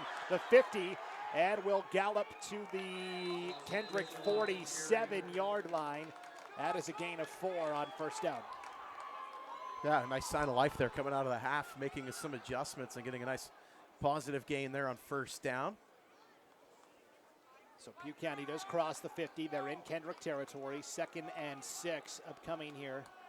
Ball is at the Tigers' 47-yard line. Duke out of the shotgun. Will give to Twitchell on a counter right side, and ankle tackle made by Kendrick. And that was Carpenter on the tackle for Kendrick. And Twitchell stretched out and got a yard. Brought it to 3rd and 5, just by sheer willpower. So 3rd and 5 for the Pirates, 11 minutes to play in the third.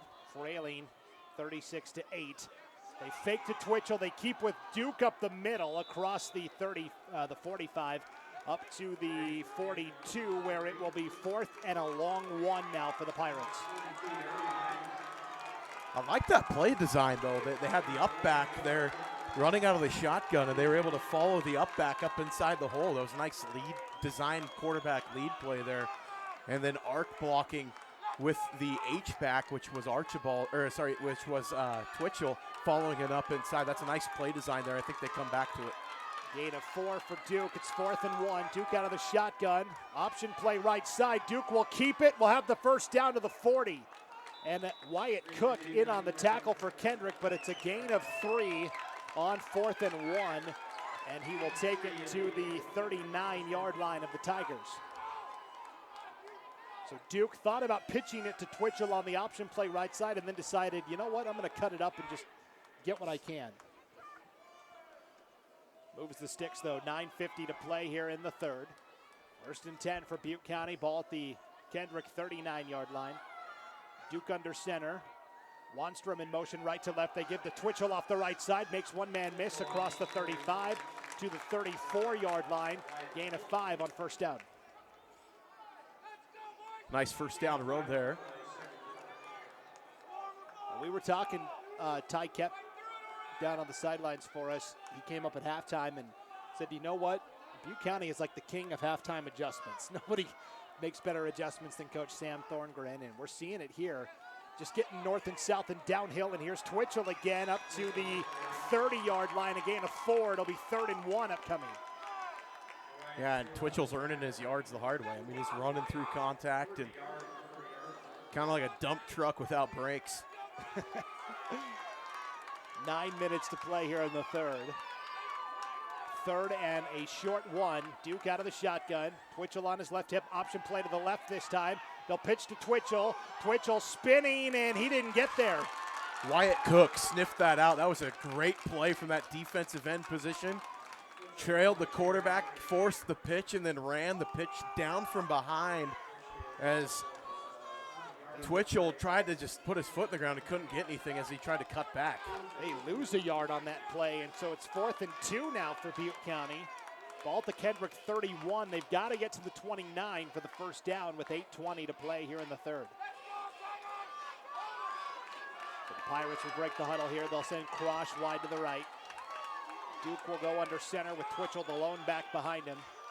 Now Butte County all out of sorts. And we've got an illegal shift or a false start, whatever you want to call it. That was the guard, Bracken Powell, and I think they intended to have him line up wide of the tight end, but he had already set at guard, and he got set and then got up, and so now it's 4th and 6 after that 5-yard penalty. If he was going to shift out there, I mean, they could have ran that old school veer option. That would have left the up back able to get the handoff on the cutback inside.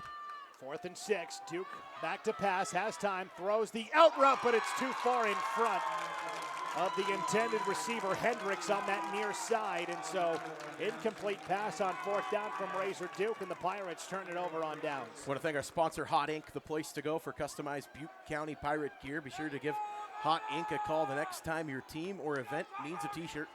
Go Pirates from the folks at Hot Ink. So now Kendrick gets their opening possession of this second half.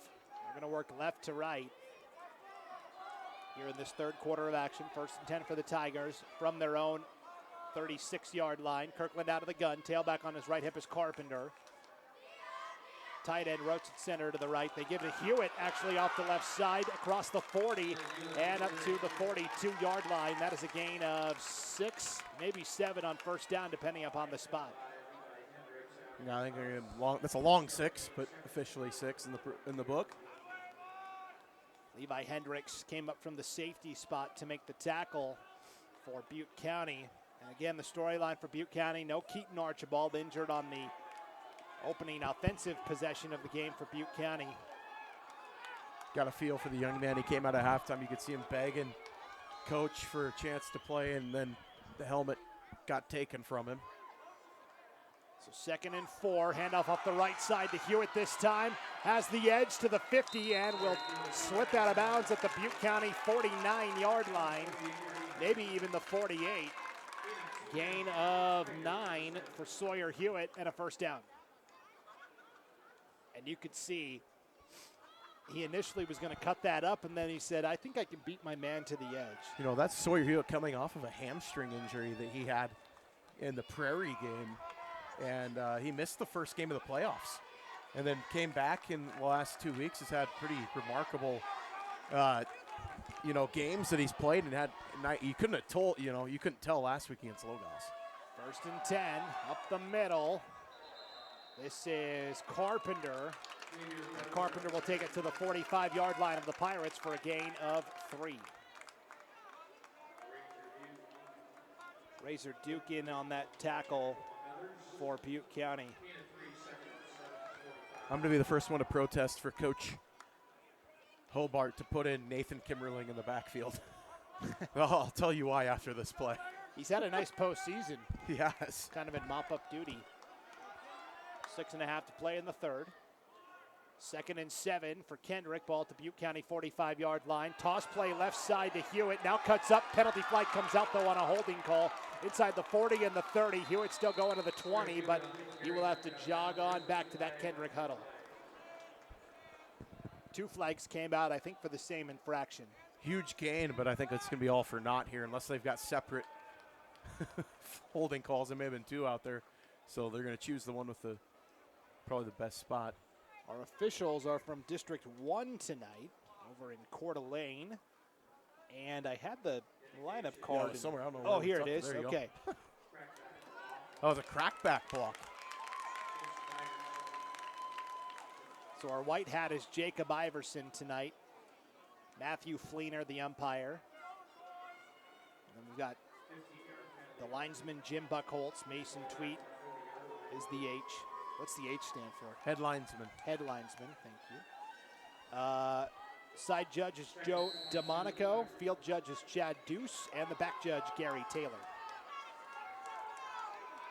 Yeah, so what would have had the ball at the 19-yard line, now it's going to be 2nd down and long from their own 40 for Kendrick. So Kendrick working backwards here. Kirkland out of the gun. Butte County brings 4 this time. They give to Hewitt. Spins away from the first man, but not the second. That's Razor Duke bringing down Hewitt in the backfield. And Hewitt kind of pops up and shakes his head and goes, all right, Razor Duke, this kid can play. Duke tackles Hewitt for a loss of 2 more. And it is 3rd down and forever. That was a great job by Duke following the pulling guard. He just followed the guard into the hole and ran that play down from behind. That was a great, beautiful job of reading that from the backside. 5.5 to play in the third. 3rd down and about 25-ish for Kendrick here from their own 38-yard line. Kirkland out of the gun. Fakes it to Hewitt. Has time. Going to take a deep shot down the middle to Raleigh Rhodes at center. It's caught in stride. The 30, the 20, the 10, the 5 into the end zone for the touchdown. That is a 62-yard touchdown on 3rd and 25 from Kirkland down the middle to Raleigh Rhodes at center. Just a beautiful touch pass from Kirkland. I mean, you can't really say any more than that, is it? He just threw it out in front of his receiver and let him run under it. It was off to the races. It was up to Raleigh to win that foot race to the end zone. That is the 3rd touchdown grab of the night for Raleigh Rhodes at center. And he has become a household name here in his junior season for Kendrick. He was a sophomore backup a year ago, and we're like, who is this guy with the funky name? Ratsusoender? How do you say this guy's name? Rowan Gartner. Yeah. Gardenhoser. Well, we all know how to say it now. Raleigh Rhodes at sender. Now they'll line up and go for 2. Kirkland off the back foot. Has it to Carpenter. Little out route, and the 2-point conversion is true as well. And Kendrick running away with this one, 44-8 with 5:10 to play in the third. So in the ball game, Kirkland now 328 yards passing. Wow. In the game. 5 touchdowns. Kirkland saying, Ty kept who? You know, that happens sometimes where you have a generational quarterback like Ty Kep who comes through and basically reestablishes all of the Kendrick records. As far as we know, Coach Zane Hobart says they don't really keep track of records at Kendrick, but Kirkland has a chance to kind of reestablish those as well, just a sophomore. Ty told me himself, this kid's going to break all my records. He told me himself. He's like, and you know, Hobart texted me, I think it was week 2. He sends me a video, and he's like, watch this throw. And it was Kirkland down in Homedale, off his back foot, threw it 61 yards in the air for a touchdown. I mean, yeah, you talk about the ability and intangibles. It's there. Rhodes at center, I'll just say this. 4 receptions, 136 yards, and 3 touchdowns. Wow. And a couple of really well-placed kicks as well. Rhodes at center going to kick off again. Line drive taken by Krosh at his own 20. Heads up the far side of the field, the 25, the 30. Lowers the shoulder. Goes man on man and takes it out to the 42-yard line. Both guys lowered the shoulder for Kendrick. Kate Silflo. Yeah, Silflo there on Krosh, and it's 1st and 10 for Butte County from their own 32-yard line. I want to thank our sponsor, Pickles Place in Arco, proud to support the Butte Pirates in the state tournament. Come on down to Pickles Place, grab a homemade meal or specialty spices, and as always, go Pirates. 5:03 to play in the third. Butte County trailing 44-8, and barring one of the greatest comebacks we've seen, it's starting to set in a little bit here for the Pirates, just trying to find some positive momentum. Wanstrom in motion right to left. They'll give to Wanstrom on the sweep. Now he'll cut it up across the 35 up to the 37, maybe even the 38. It's going to be second down at about 4 here. It's a nice run there. First time somebody not named Twitchell or Duke has carried it. It's Wanstrom on the sweep that time, gain of 6 to make it 2nd and 4 for Butte County at their own 43-yard line. Fresh legs. Shows there. Yes. Duke out of the gun, gives to Twitchell right side, bangs into one man and will carry the defender Carpenter for a gain of 5 and a first down off the right side. Carpenter kind of just hopped on his back, and Twitchell ends up riding it to the 43-yard line.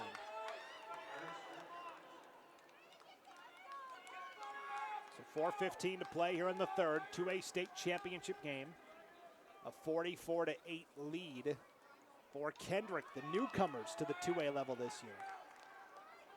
Quick hitter, this is Twitchell, low center of gravity across the 45 up to the 48-yard line. Penalty flag comes out at the end of the play here. The Butte County guard, Kason Parsons, kind of stumbled and fell on the turf, and then he got up and threw his hands up, and the penalty flag came out. This one's going to be interesting. Personal foul on Kendrick. I don't know what for, but I don't know if they're going to call Colt Kep on that, but that was the only Kendrick player even remotely near him. Yeah, maybe an extra shove or something, I'll admit. All I saw was Parsons fall, but either way, fresh set of downs after the 15-yard personal foul penalty. From the Kendrick 42-yard line, it's complete to the 30 on the near sideline to Coden Crosh. Little screen, and Crosh takes it up to the 25. It's a gain of 12 and a first down. First completion of the game for Duke. Goes for 12 yards. And they've been trying to get him into a rhythm passing with a couple of those screens, but Duke has just been a little off on those throws. Finally delivers one to Crosh for a gain of 12 up to the 25-yard line of the Tigers. 3:30 to play here in the third, a 44-8 lead for Kendrick. Here's that up back again.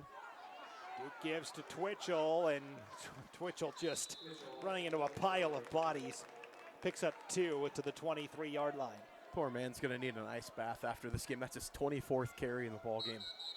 And now one of the Butte County blockers not able to get up. That's Tane Hollist, the sophomore guard.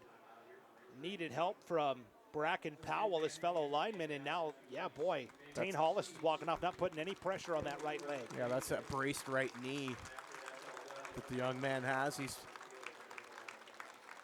putting his heart and soul in the ball game tonight for this Butte County team. Putting together a nice drive, finally, are the Pirates.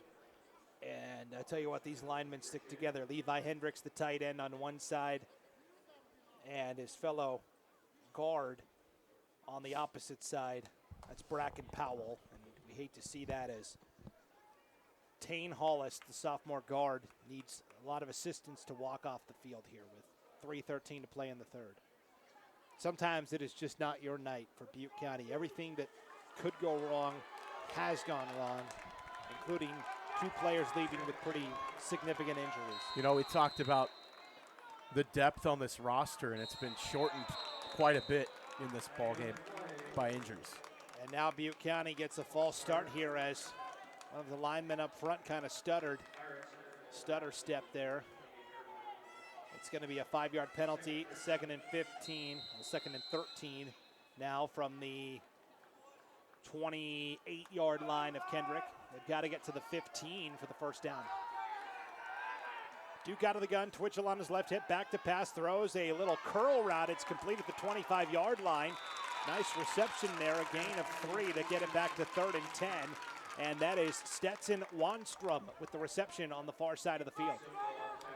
So right back to where we were, 3rd and 10 for Butte County from the Kendrick 25-yard line.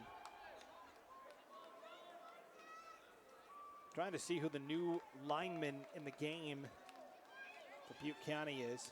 It's Charles Bragg, 5'7" senior. Duke back to pass over the middle. It's picked at the 15-yard line. Intercepted by Colt Kep. Returning to the 30 to 35 and up to the 37-yard line. So Colt Kep over the middle makes the interception for Kendrick. And that is the third turnover of the night for Butte County.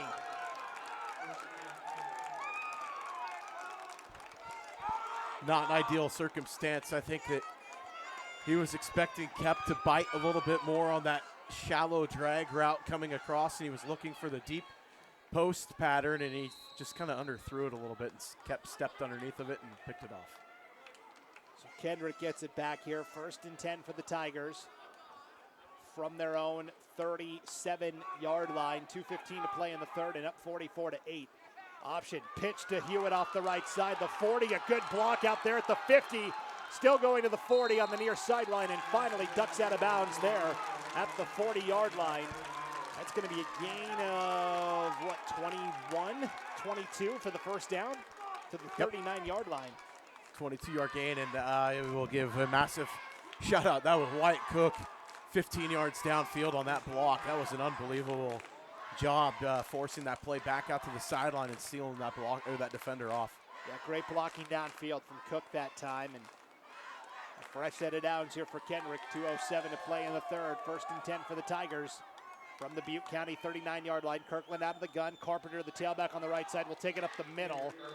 And McCoy Jensen comes up to make the tackle after a gain of only 2 to the 37-yard line. And now Kendrick in this second half really is, I'd be interested to see what the run pass numbers are, but they've pretty much kept it on the ground. They have hit the long touchdown pass from Kirkland to Rhodes Center, but Kendrick gets the lead and then they grind you out on the ground. Carpenter in motion right to left. They'll give to Hewitt off the right side, and Hewitt this time bottled up. Lost a yarder, maybe got back to the line of scrimmage. Tegan Babcock coming up to make the tackle for Butte County here with 1:17 to play in the third. Yeah, nice job defensively up front to just shed the block and make the tackle. That was a great job. Technique, textbook job of that defensive end. Razor Duke just got rid of his offensive lineman and just stood right in the hole and wrapped up Sawyer Hewitt.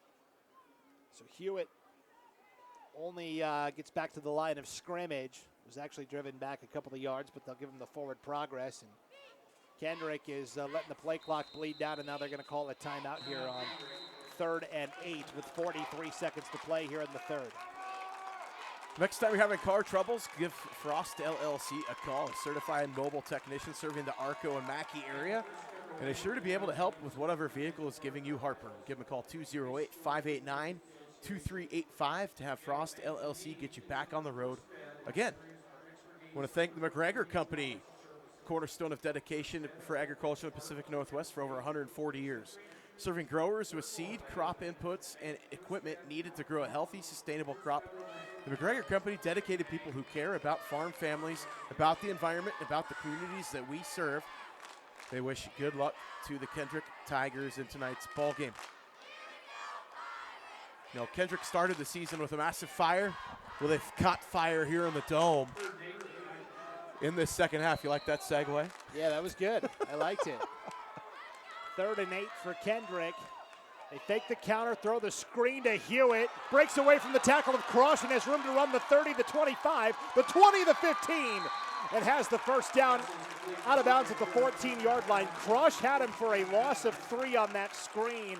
He spun out of that tackle and then galloped down that near sideline all the way to the 13-yard line. A gain of 21 on that reception to Sawyer Hewitt. I thought that he got down inside the 10 and he stayed in bounds and they just robbed him of about 6 yards. But that's just my view from bird's eye at the 40-yard line up above. Yeah.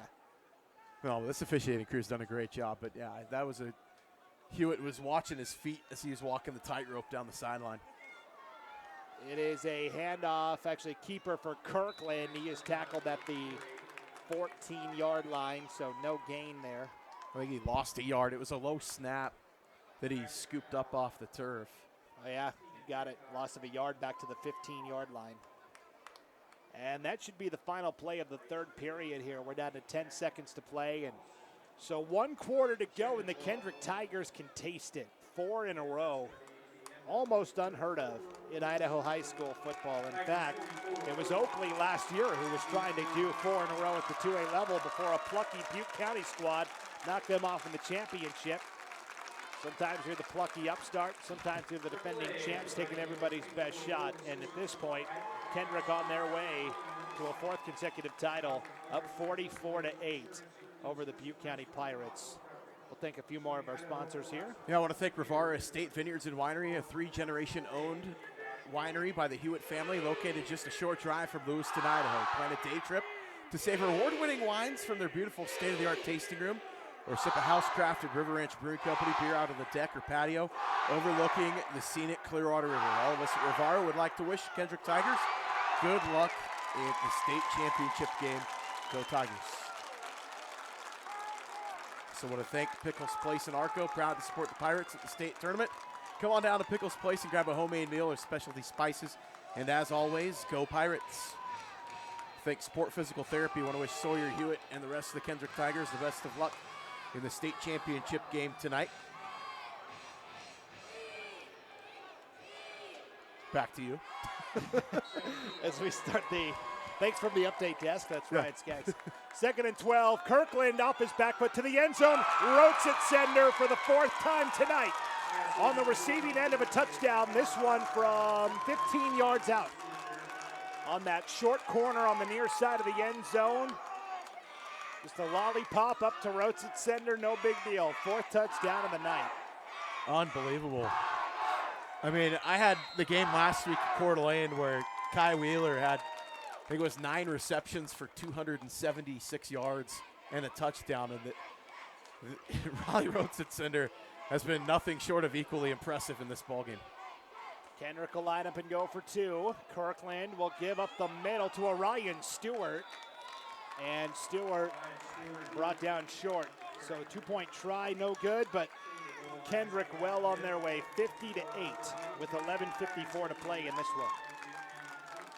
Yeah, it's just been a master class on offense in this game. I mean, you talk about game plan and what they wanted to do, and you know, exploiting the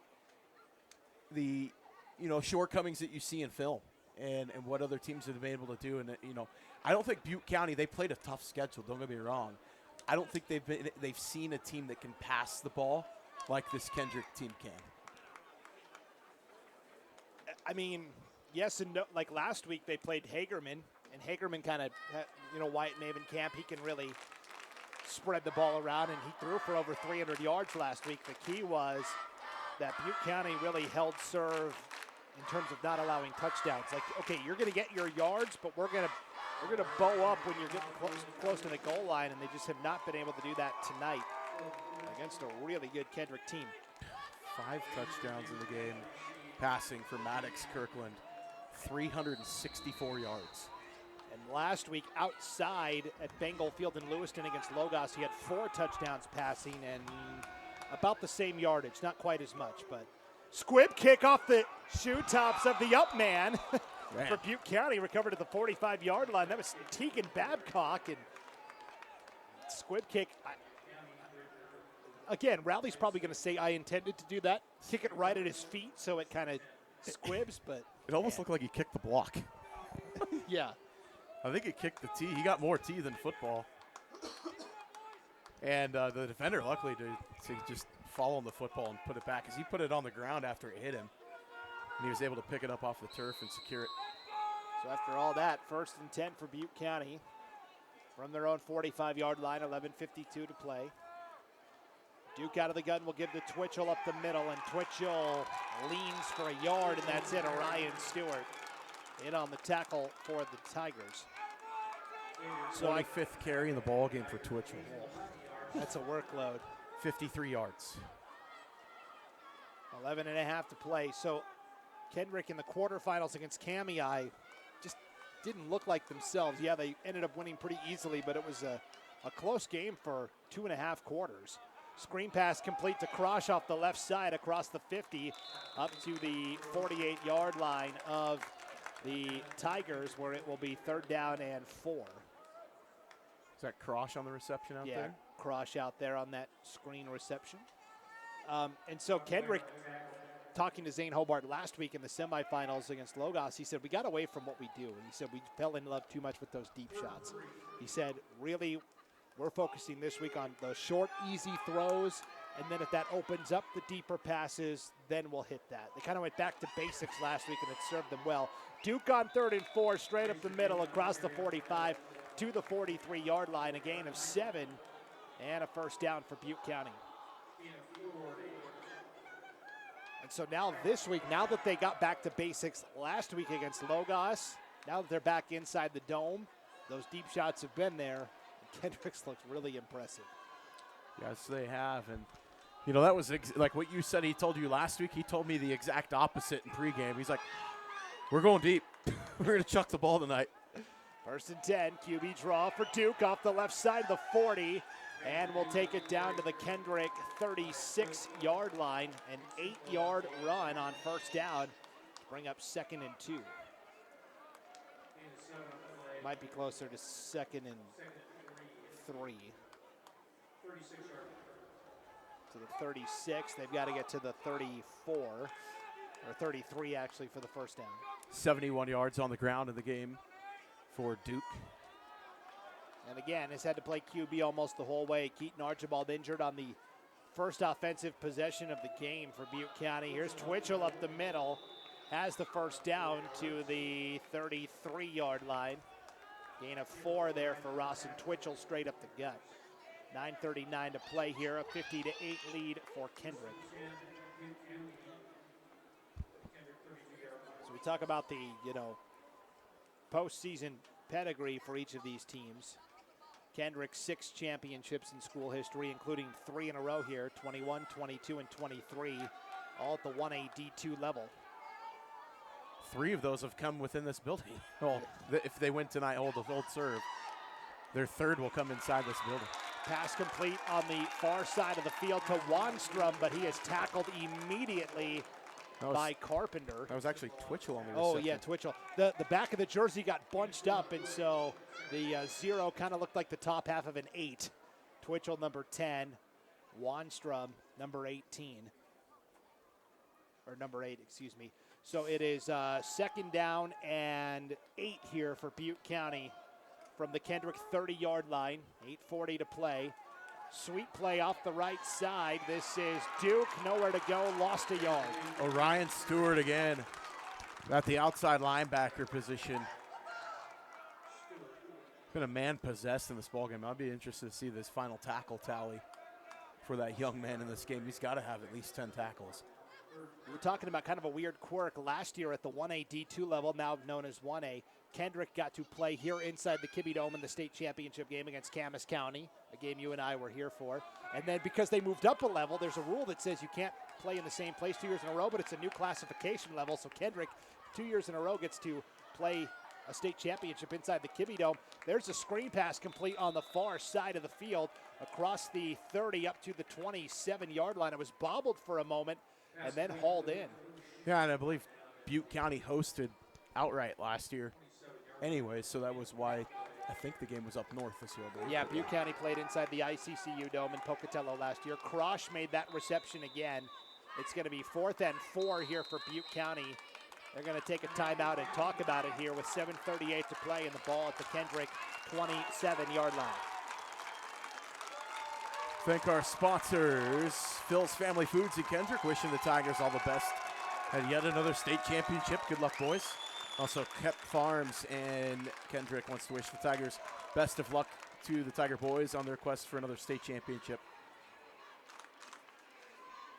Also, Frost LLC. Next time you're having car trouble, give Frost LLC a call. Your local mobile technician serving Arco and Mackey. Sure to help you with whatever vehicle is giving you heartburn. Call 208-589-2385 to have Frost LLC get you back out on the road. So out of the timeout, 4th and 4 here for Butte County. Ball is at the Kendrick 27-yard line. They've got to get to the 23 for the first down. Duke out of the shotgun. It's a QB draw straight up the middle. Duke lowering the shoulder has the first down to the 20. So they pick up 7 yards there on the QB draw to Razor Duke, and that's enough to move the chains. It was a great read by the quarterback to just put his foot in the ground and get as much yardage as he could. That's that running back taking over there in Razor Duke.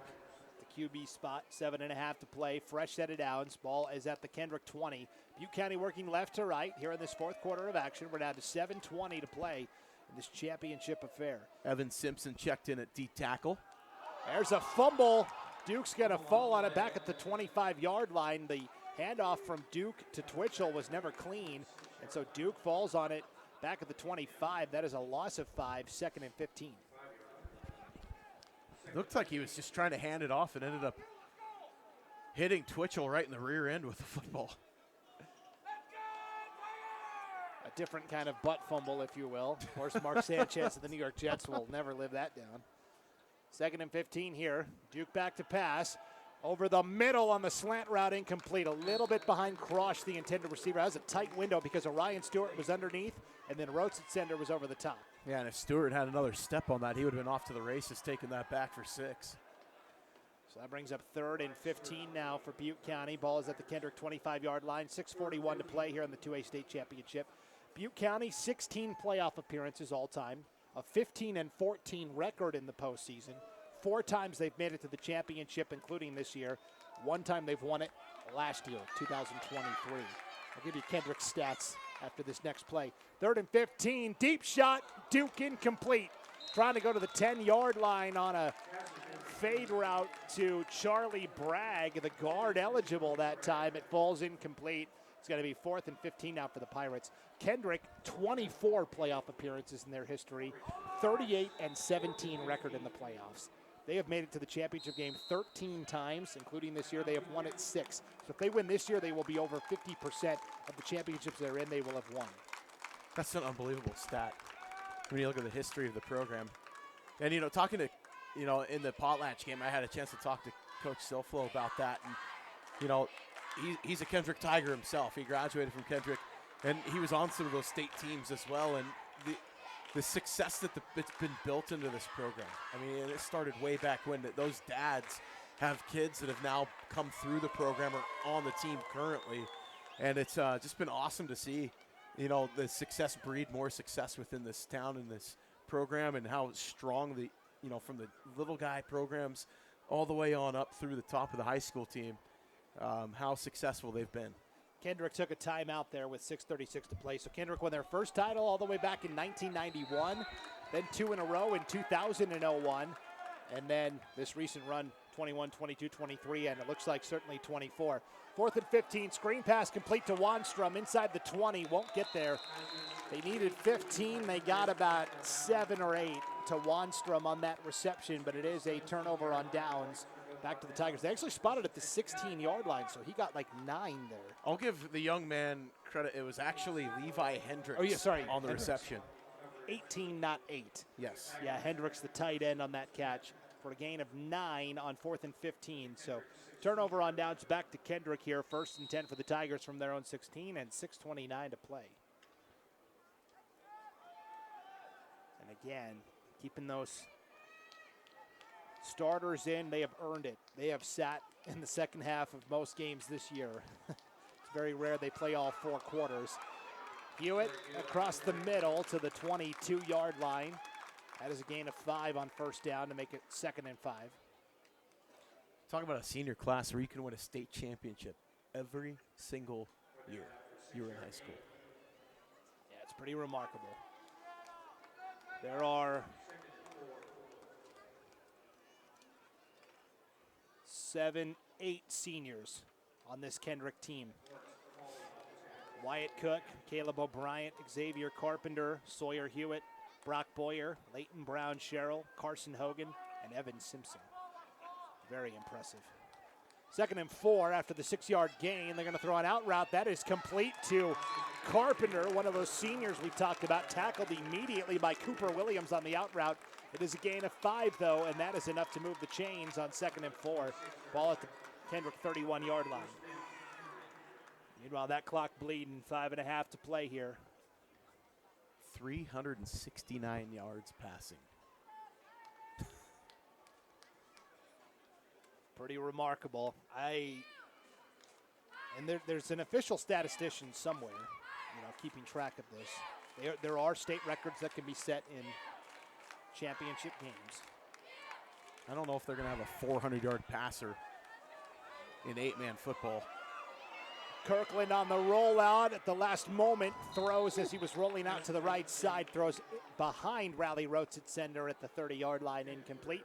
One of the few incompletions we've seen from Kirkland tonight. It's 2nd and 10 now for Kendrick from the 31-yard line. Yeah, that was a dangerous throw, throwing not only behind Roats at center, but throwing it behind and back inside. Taking a look at the all-time record here, because you got to go 1A Division I, I right? think Or Ty 2A. had close to 400 yards last year. But that was at a different classification yes, that's level. correct. So 2nd and 10, low snap. Kirkland on the pitch to Hewitt. Spun around a couple of times and lassoed down for a loss of a yard. That's Krosh and Hendricks in there on the tackle on Hewitt.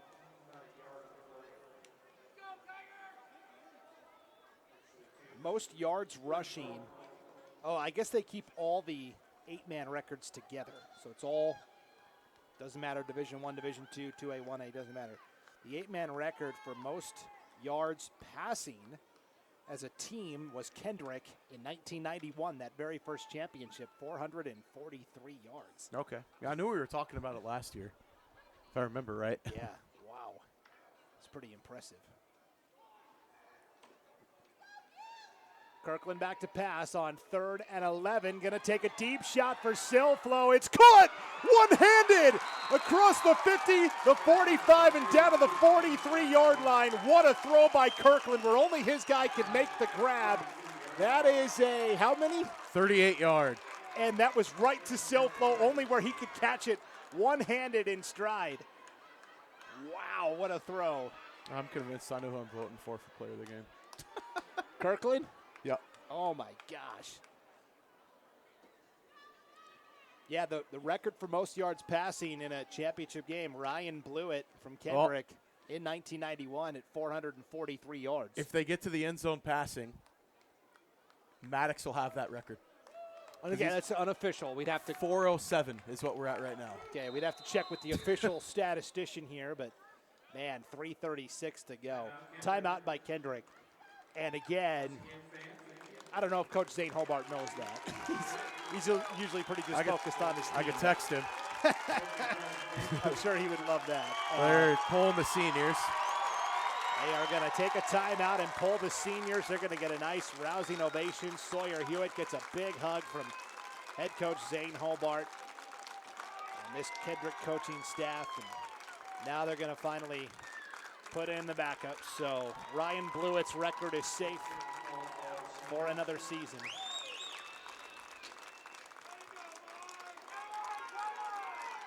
And Butte County, a nice nod and the tip of the cap to Kendrick as well. So it's all backups from here on out, Ryan, with 3:36 to go. Well, we get to know a different part of the roster. Yep, here's Blake Morgan, the freshman quarterback. And the number 2 guy on the depth chart, he had a rushing touchdown 2 weeks ago against Kamiah in mop-up duty. We'll take it up the middle here on He threw a touchdown against Potlatch in that first round playoff game.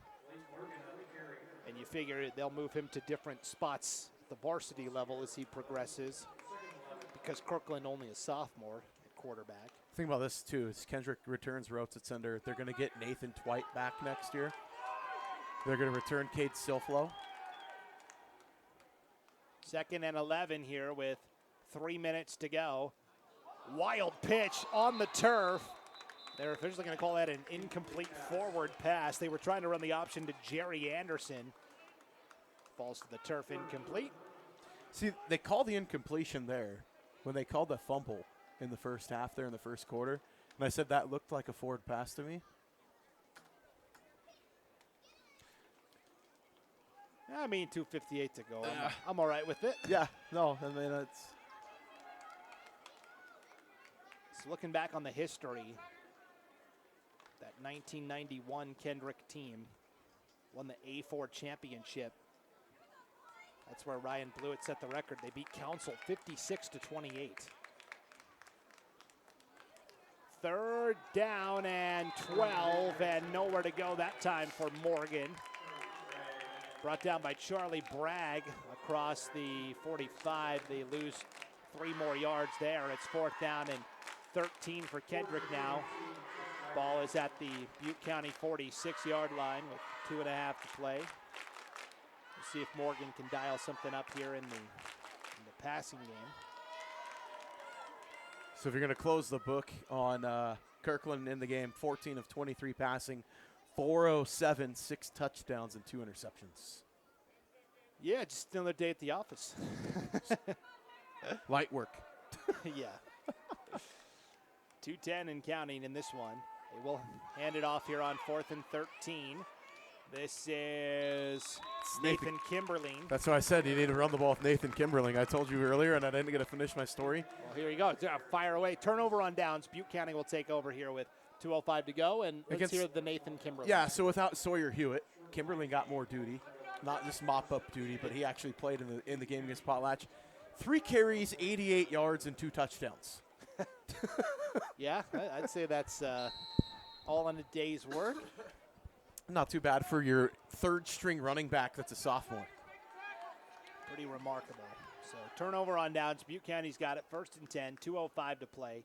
Hand off to Twitchell off the left side. He's got room to run. The 50, the 45, the 40. Cuts to the 35. Still going the 30. Bowling over these freshmen that just are not as big as Twitchell. All the way to the 25-yard line for a 1st down.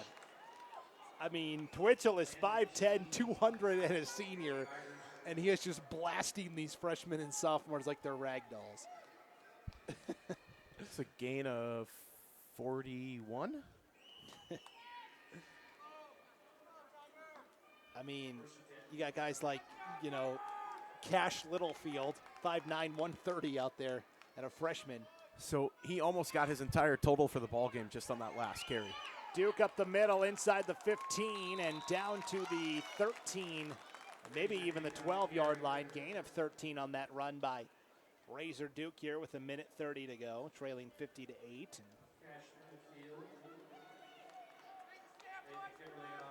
Butte County head coach Sam Thorngren keeping his seniors, his veterans out there one final time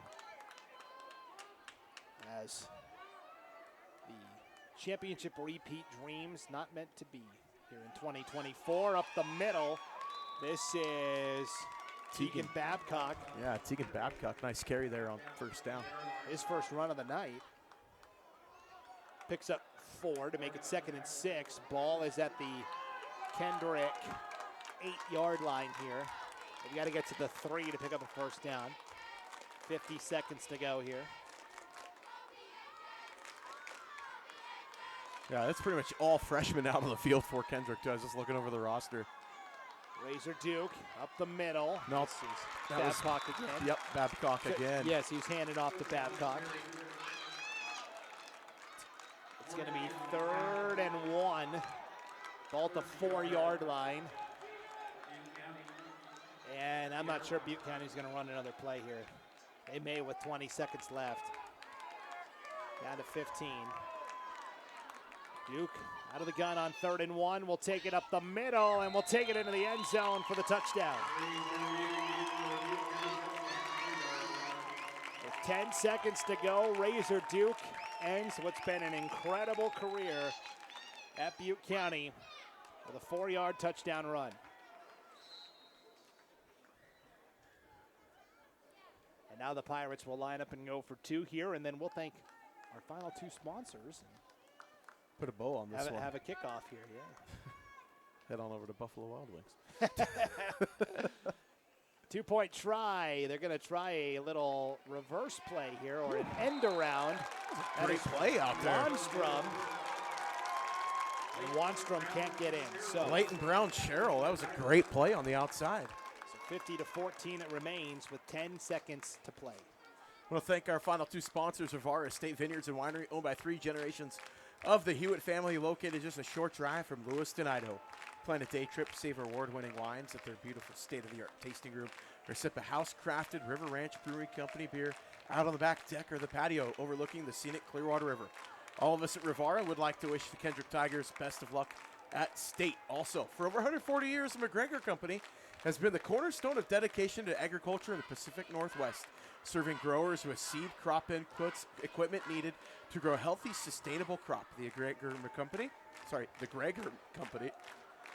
McGregor Company, dedicated people who care about the farm families, about the environment, and the communities that we serve. Good luck at state from the McGregor Company. Not the Gregor McCompany. The Gregor McCompany, the McDouble with cheese. And it's been a long season. Yeah, it has. Ryan was busy week in, week out, North Idaho game night on IdahoSports.com. And the final 10 seconds of the 2A season here with Butte County and Kendrick. And a little squib kick out of bounds. Come in just to take a knee. And again, we think it's going to be Blake Morgan. I still can't get over the stat. 5 receptions, 151 yards, and 4 touchdowns. I almost want to give it to Raleigh. That's impressive. Plus the kick. Plus those 2 kick. Yeah, that's impressive. I think my vote's for Raleigh. 407 and 6 TDs and 2 interceptions. I mean, gosh. We'll debate. That's so hard. Draw straws, man. We're going to debate like it's a state championship game. Can we pick 2? We're going to debate like Trump and Harris here in the commercial break. First and 10. Kneel down. It's over. The Kendrick Tigers, for the 4th year in a row, this senior class has won the state championship all 4 years of their high school career. They just dumped the bucket of ice water on a chilly Zane Hobart, who's feeling the flu, and that's probably not going to help. That'll help the fever. The Kendrick Tigers win their 4th championship in a row. 50-14, the final score over the Butte County Pirates tonight. In a word, domination from the Tigers. Simply incredible. Yeah, just an incredible performance on both sides of the football from this Kendrick team. Getting your guys, ready for a state championship game. Coming out of the first loss in, 37 in a row that they had won. Coming back and then playing Logos again, getting revenge in that game in the semifinals. There was some turmoil with seeding and everything else that, people on both sides, I think, were a little upset from both, that brackets from teams from each region were playing each other in the semifinal game. But I mean, end of the day, you get the job done. You got to play the best teams to get the championship anyways. And Kendrick had the tough schedule, had the tough road coming through the first round, not getting that bye, and finding their way to a state championship from the 3 line. Just an unbelievable job this season from Zane Hobart and his team. And 4 state championships in a row, just incredible. I mean, not many teams, 11-man, 8-man, regardless in Idaho, have accomplished that. So certainly what Kendrick has done here the last 4 years. And hey, spoiler alert, they're going to be really good again next year. So, and for Butte County, they came in as the defending champions. They had kind of a not a Cinderella story because they were really good last year, but just kind of a storybook, season, first championship in school history, and got so close to climbing the top of that mountain again here in 2024. But that's the way football goes sometimes. There can only be one team that stands with that blue trophy at the end of the year, that first place trophy, and that will go to the Kendrick Tigers. So while they do the trophy presentation, we will take a quick break and come back with the IdahoSports.com post-game show. Right after this, you're listening to the 2024 2A State Championship game on IdahoSports.com.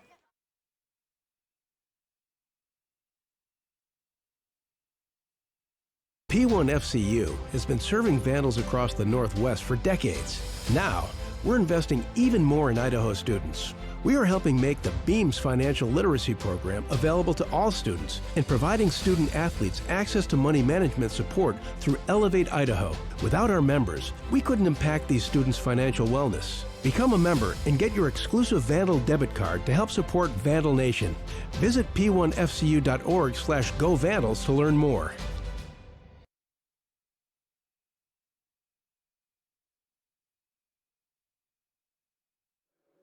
Welcome into the IdahoSports.com post-game show. One final time, Brandon Bainey with Ryan Skaggs here as the trophy presentations are underway here at the Kibbe Dome on the campus of the University of Idaho in Moscow. Kendrick wins their 4th championship in a row, the first 3 at the 1A level. This year moved up to the 2A level, kept on winning here as well. They finished the year 11-1. And for Butte County, 9-2 finish to the season. Head coach Sam Thorngren just accepted that second-place trophy, that red-colored trophy. That is the 3rd second-place trophy in school history for Butte County. And now he's going to talk. We'll see if we can pick up his message. Moscow, the Idaho Vandals for letting us play this game here. Let's give them a round of applause.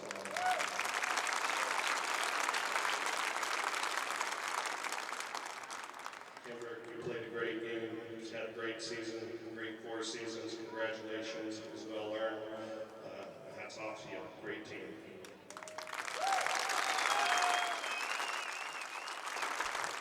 To my own team, I know it wasn't the end we wanted, and we still had a great season. You got to look at the big picture. We had a lot of great times, accomplished some great things, and we just came up a little short, and that happens. That's all right. But let's be proud of ourselves. Keep representing the school well. And, of course, thanks to all our fans and our admin for traveling down here to support us. Thank you. Again, that was Sam Thorngren, the head coach of Butte County, and they did have to make the long trip up here from Arco. And, you know, I like that message he delivered to his team there at the end. You know, keep your heads held up high. You still had a great season. They finished 9-2 overall. Yeah, a great season for Butte County. Obviously not the finish that they want, but, you know, a mountain of adversity kind of bared itself early in this ball game. And hats off, a great season. That's a tough district, a tough region down there they play in. And you can see the level of competition around them, the teams that are getting better in that area. Valley, Hagerman, some of those schools are really climbing the mountain. And now it's time for Kendrick to get their championship banner and trophy. Travis Snyder, IHSAA Student Advisory Councilman Haley Anderson, and assisted by Conlon Colburn and Avery Reeder would like to present this year's state championship trophy to Coach Zane Hobart and the Kendrick Tigers. Congratulations on another great season. If you're wanting to speed in Kendrick, now's the time to do it. There's nobody there.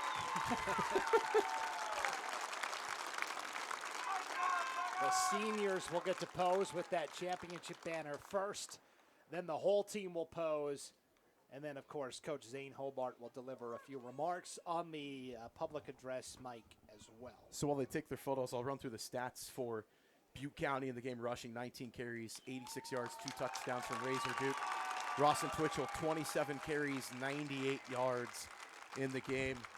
A lot of that came in the last 2 drives of the ball game against the backups. But still a great season, great career for both those guys, finishing over 1,000 yards rushing this year from the 2 running backs for Butte County. Pretty remarkable stuff. And right now, Kendrick posing with their championship banner and all the fans on their feet applauding. And 4 championships in a row for Kendrick. They finished this year 11-1. Yeah, great season from the Tigers. You know, obviously they saw that win streak come to an end from a great Logos team, which actually saw some of their staff here in the crowd tonight. That was. We'll turn it over to Zane Hobart. For having to let us use this facility. It's a great place to host state title game. Hey, Butte County, you guys are a great football team. Has been for a couple of years. We run a great program. Sam's been there for a long, long time. Like you said, nothing to hang your hats about. You had a phenomenal season. Clap it up for them.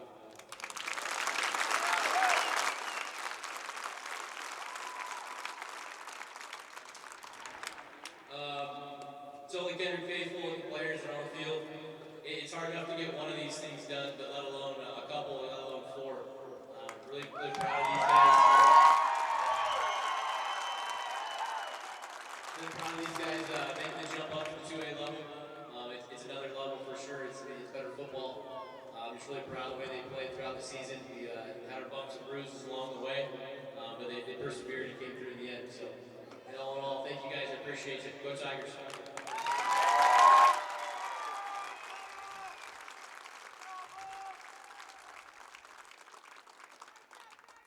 So there you go.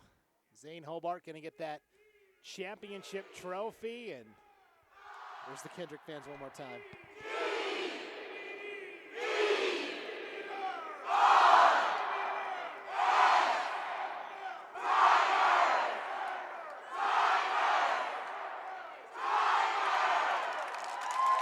And what a great fan base they have. I mean, they really do. It is a community affair. The communities of Julietta and Kendrick rally around their sports programs. I mean, it helps having a bunch of success over the last few years.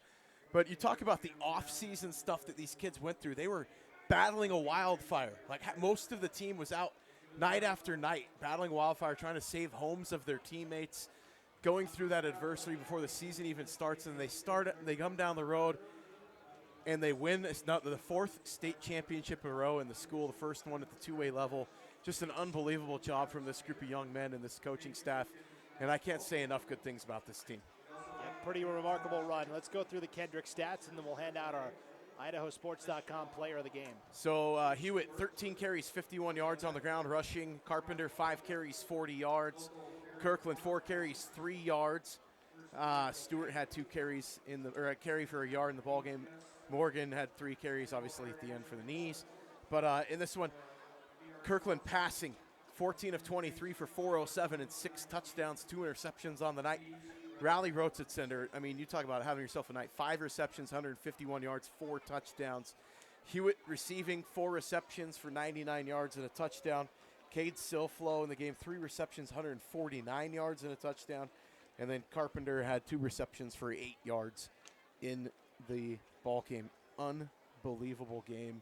And I believe we have to pick somebody for the IdahoSports.com player of the game. Yeah, I'm going to let you go with your pick. Well, I now that I look at it, how ridiculous the stat is, it's crazy. Well, first, the IdahoSports.com player of the game is brought to you by the Idaho Office of Highway Safety, reminding you to always keep your head in the game, whether you're on the field or on the road. Be in the moment and free from distractions. Kirkland, the 6 touchdowns, over 400 yards passing, but man, Rally Rotes at center, what he did tonight. Again, what were the totals? 5 receptions, 151, and 4 touchdowns. I mean, lock it up. Rally Rotes at center, our IdahoSports.com player of the game. And that'll do it for this 2A state championship broadcast on IdahoSports.com. Tonight's game has been brought to you by Project Filter, Your Health Idaho, Ideal, Idaho's college savings program, Valleywide Cooperative, your local Toyota dealers, Dip Fusion Helmet Reconditioning, and the Idaho Office of Highway Safety. We want to thank all of our great local sponsors tonight as well, Ryan. Yeah, I want to thank Rivara Estate Vineyards and Winery, the McGregor Company, Phil's Family Foods, Kep Farms, Sport Physical Therapy, Taylor Gravel, and Heimgartner Farms. Those are the Kendrick sponsors. And Butte County sponsors, Pickles Place, Frost LLC, ATC Communications, Ivy's Market, and Hot Ink. Big thanks to Travis Mader, the athletic director at Prairie, and James Stoner, the athletic director at Troy. They were kind of heading up this 2A championship event up here in North Idaho at the Kibbe Dome and in Moscow. Big thanks to those guys for always taking care of us here at IdahoSports.com as the Kendrick Tigers win their 4th championship in a row. This one at the 2A level for the first time after 3 at the 1A level previously. They defeat the Butte County Pirates 50-14 the final, headlined by our IdahoSports.com player of the game, Rally Rotes at Sender, presented by the Idaho Office of Highway Safety. For Ryan Skaggs, my name is Brandon Baney. Another championship in East Idaho, probably going on right now. That's going to be the 5A title between Skyline and Hillcrest, and 2 championships tomorrow, 6A between Rigby and Eagle, and then the 4A championship. Boy, Shooker, Salem, and Homedale. Where have we heard that one before? Yeah, I mean, you talk about setting the table for some state championship games. You got 3 games left on the slate, and they're all going to be great games. I mean, we had, it looked like a blowout, but it was a more physical game than I think people will give credit for when you wrap this all up and talk about it later on. But, man, what a season from Kendrick, and hats off to that team in Butte County. You got much to be proud of as well. And it's been a pleasure being in the booth with you tonight in this game and a ton of fun this season. Yeah, it's been a lot of fun. Of course, basketball has started on the girls' side. Boys basketball will start soon as well. And we still have a couple of football championships to settle as well here, all on IdahoSports.com. Until then, though, for Ryan Skaggs, I'm Brandon Baney. Good night, everybody.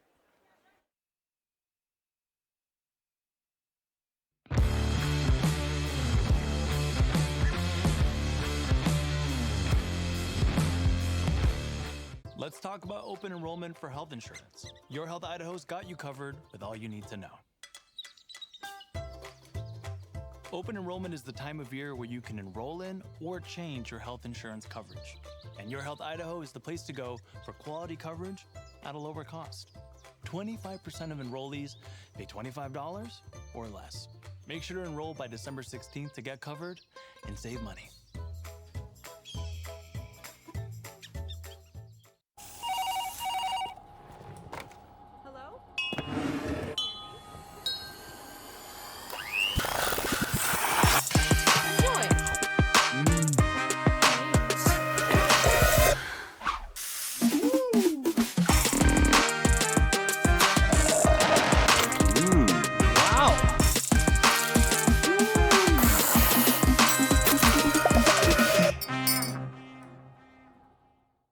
This year, help dreams come true with the Ideal Idaho 529 Education Savings Program.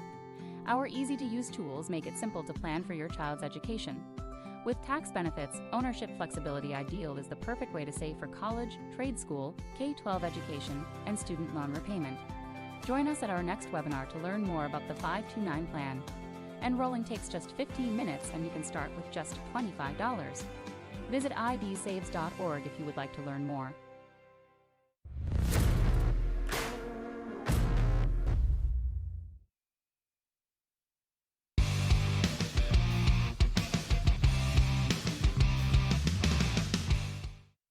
This has been a presentation of IdahoSports.com GameStreams. This broadcast is copyrighted to IdahoSports.com. Any rebroadcast, retransmission, or other use of this broadcast without the expressed written consent of IdahoSports.com is strictly prohibited.